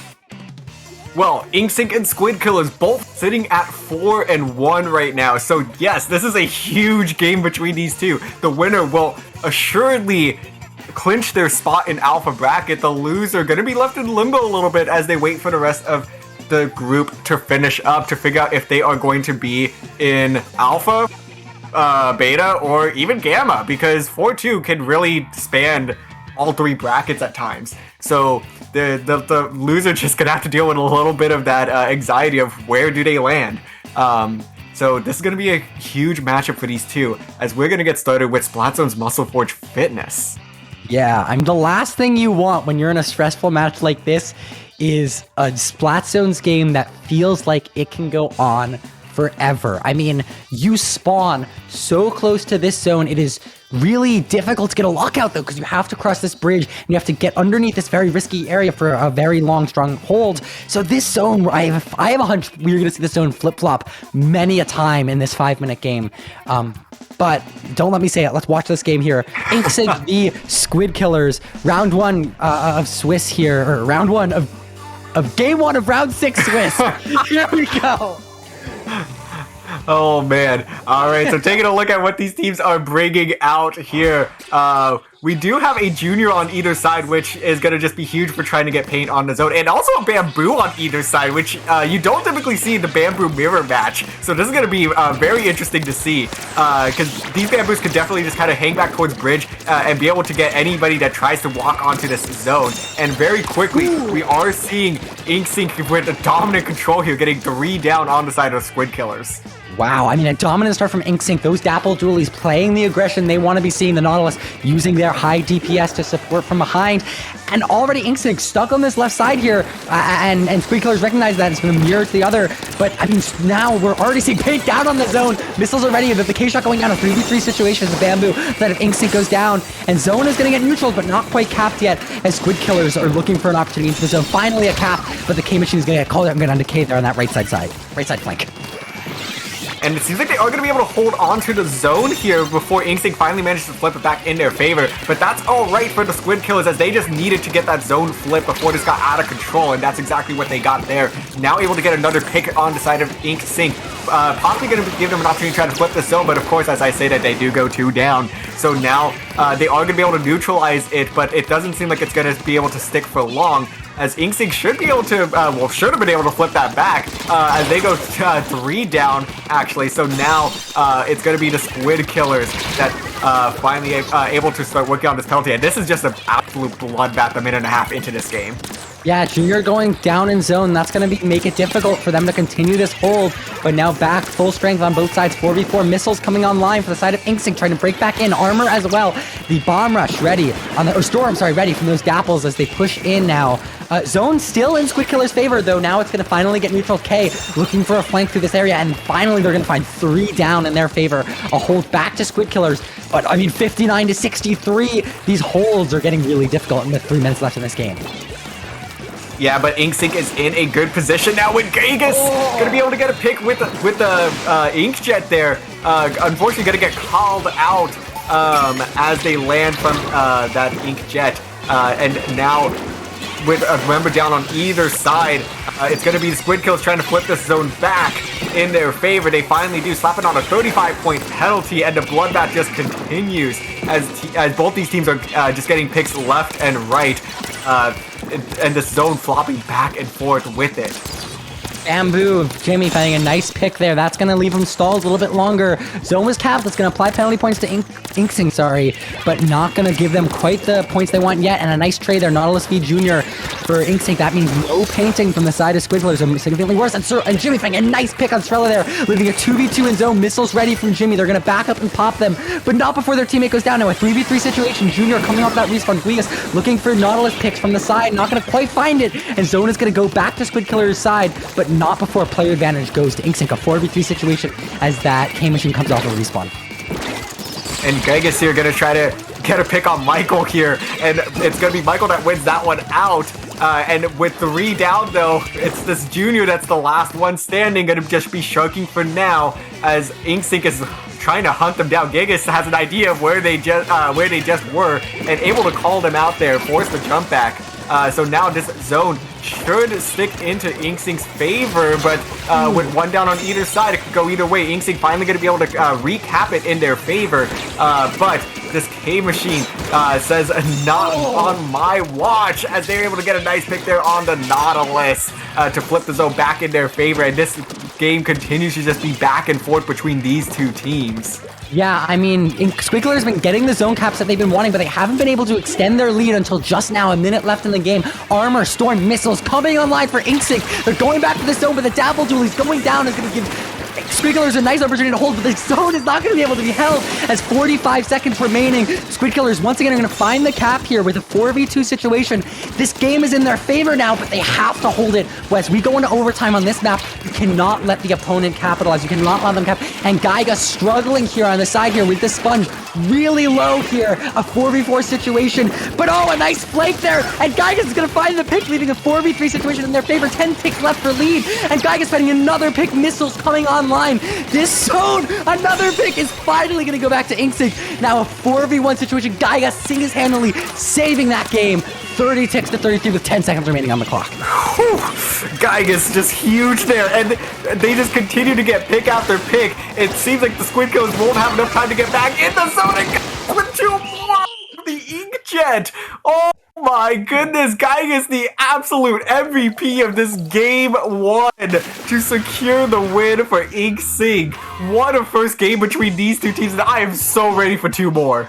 Yeah, I mean, talk about these two comps are very similar. You saw the Junior and the Bamboo, but the difference is what matters. The Nautilus and the Dapples to the K-Shot and K-Machine, and the range Gaigas had and the DPS output of that Nautilus was able to give them the picks they needed and be able to back up and support from afar. And Splatoon's Bustle Forge going to give their team Inksync the win here 1-0. What a fight. Wow, just wow. I mean, that was a phenomenal game between both of these teams. This might just have been like the game of the day. Just both teams were always within striking distance of, you know, getting the lead, or, you know, just an inch away from getting knockout, or I guess getting a lockout, I should say. But the other team always just had a response. No matter who had the zone, the other team always had a response. And you just love to see those back and forth games where you just have no idea where it's going to go, who's going to win out. But I mean, that was just phenomenal. And this is why I always feel like Splatoon's Muscle Forge is an underrated map in the competitive community. And I would just love to continue to see more of it because you get matches like that. Hey DRF, I've got bad news for you. This is not a Splatoon's Muscle Forge fitness only tournament. We're moving on here to Tower Control, Sturgeon Shipyard. If you are Inksync here, you want to get this win quick, and they're going to come out with nearly an identical comp. Both of these teams actually very similar, though the V-Jet on the side of Squid Killers is going to give them the range they were lacking last round, along with a Nautilus actually. So just wanted to give Gaigas what they were giving back in their face, and now maybe a more close game here as pushes. We're going to see if there's even an opportunity to get through that second checkpoint. Yeah, I just love that these two teams continue to have at least 2 players with on either side with the mirror match here. This time being the NZAP and the Nautilus. Bamboo going to be sticking around for Inksync. But as we say this, Inksync is already trying to work on this first checkpoint after getting 2 down. Gaigas able to bring out this Inkjet to just apply a lot of pressure. Able to get 1 pick there. Not able to get the second that I think they were hoping for, but that is going to be good enough to just allow this checkpoint to break through that first checkpoint there. Yeah, I mean, getting that pick on the Nautilus, if your Gaigas is big, I mean, that's half of your opponent's range. Leaving just the V-Jet now, who's gone down as well. A 3v2 situation, sorry, and a wipe! All of a sudden, Jimmy with a nice pick there is going to give Inksink a huge advantage as they get to the second checkpoint. I mean, looking at a KO now, it is so hard to get to this tower if you're Squid Killers now with the momentum. The second checkpoint already falling, 26 of K with 2 amazing picks. 10 ticks left. There's a no one by the tower, and Jimmy is going to ride that thing 2-0, just destroying Squid Killers' chances. Wow, we went from probably one of the closest game ones that we have seen all day to just the most dominant game that we have seen all day. What a performance there from Inksink. They were just firing on all cylinders, and the synergy is through the roof for Inksink right now, and they have just decimated Squid Killer's hopes and dreams for trying to get a game here. And I mean, if you're heading into this game 3, you have Squid Killers exactly where you want them. You might just be able to coast through this game 3 as well with Rainmaker Blackbelly, on deck. Yeah, I mean, Squid Killers, we talked about this earlier in the set, but we spoke about getting the alpha bracket here, and this set win would be huge, but you can't deny tiebreakers are important. And Squid Killers, with how back and forth Inksink that first game was on Splatoon's Muscle Forge, I mean, they can take this third game. They know they can take this third game. They just have to show up and play. And that's exactly what they're hoping, to regroup, get back into their headspace of where they were that game 1, and apply the pressure they had in that first hold. Man, I mean, yeah, Inksink just so aggressive there, and that's the game plan here for Rainmaker Blackbelly. You don't necessarily need to get pop, but if you can't get pop, you can already just have Squid Killers second guessing themselves in the opening seconds of this game, and take advantage of that to try to get a couple picks after that, and then just sail through, because I mean, they managed to push that tower in the last game like it was a Rainmaker, but now they actually get to play Rainmaker, and let's see what they can do with that.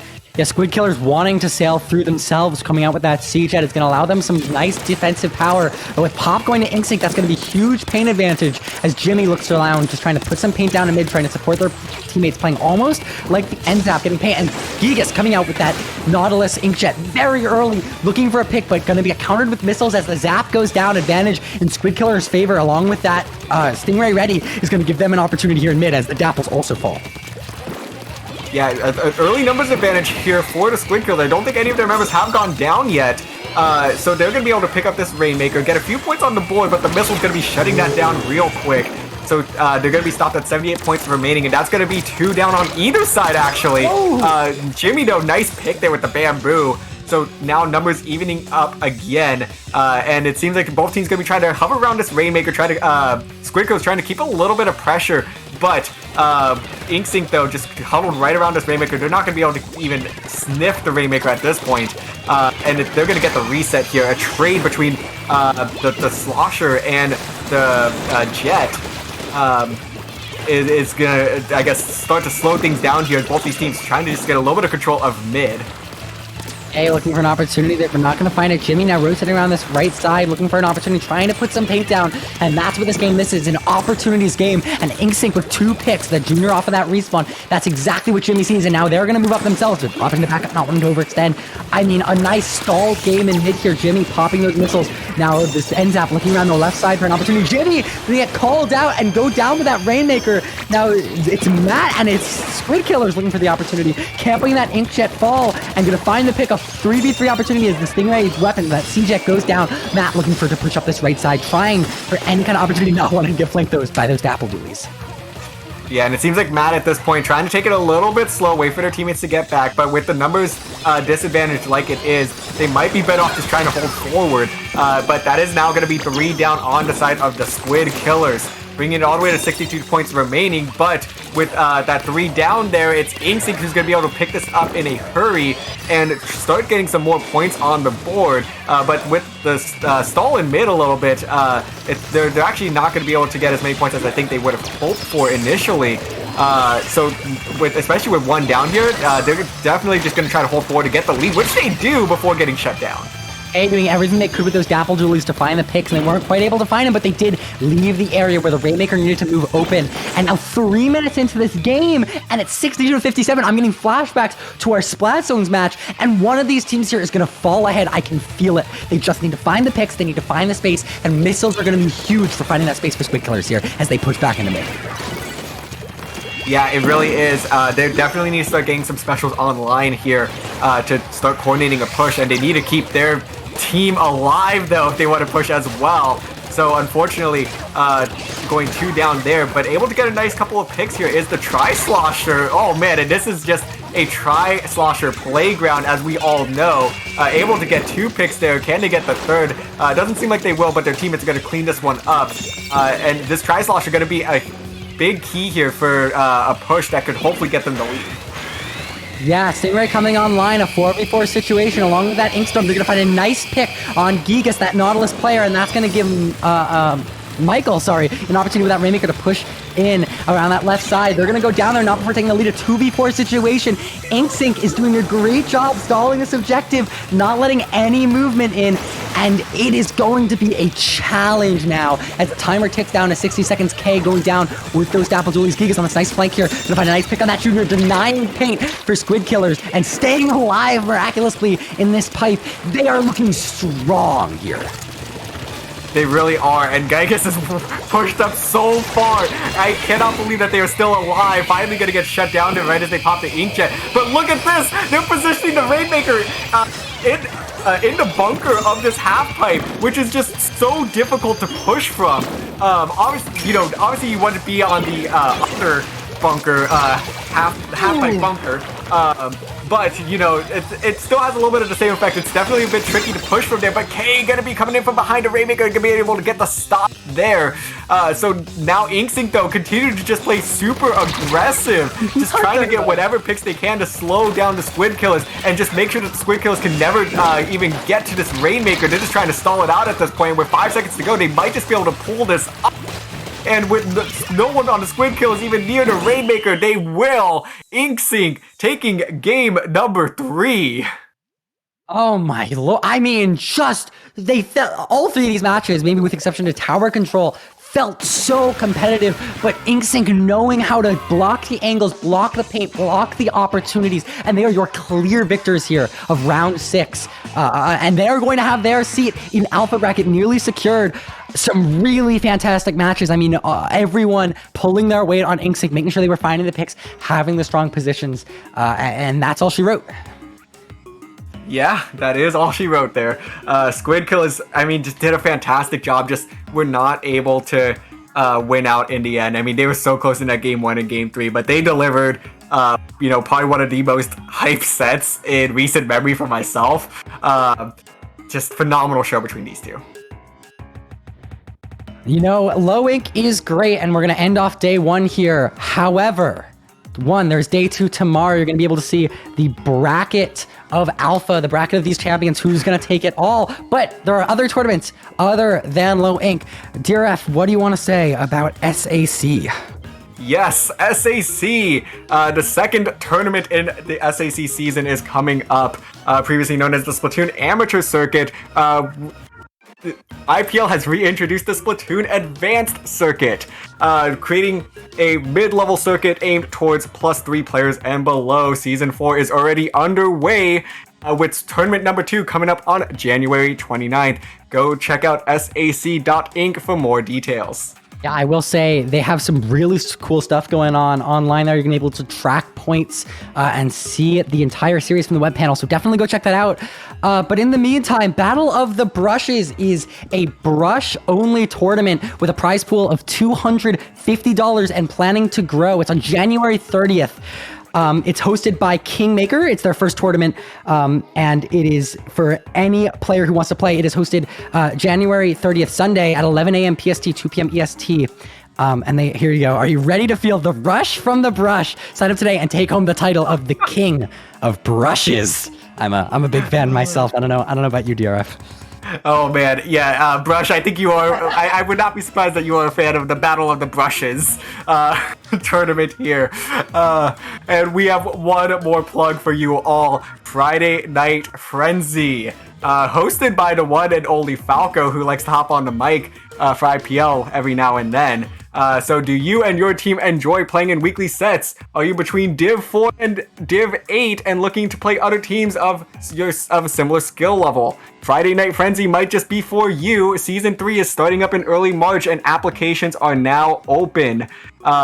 It is an 8-week long round-robin series with play all 3 sets every Friday evening. The best part is that all of your matches are streamed and commentated by the one and only Falco.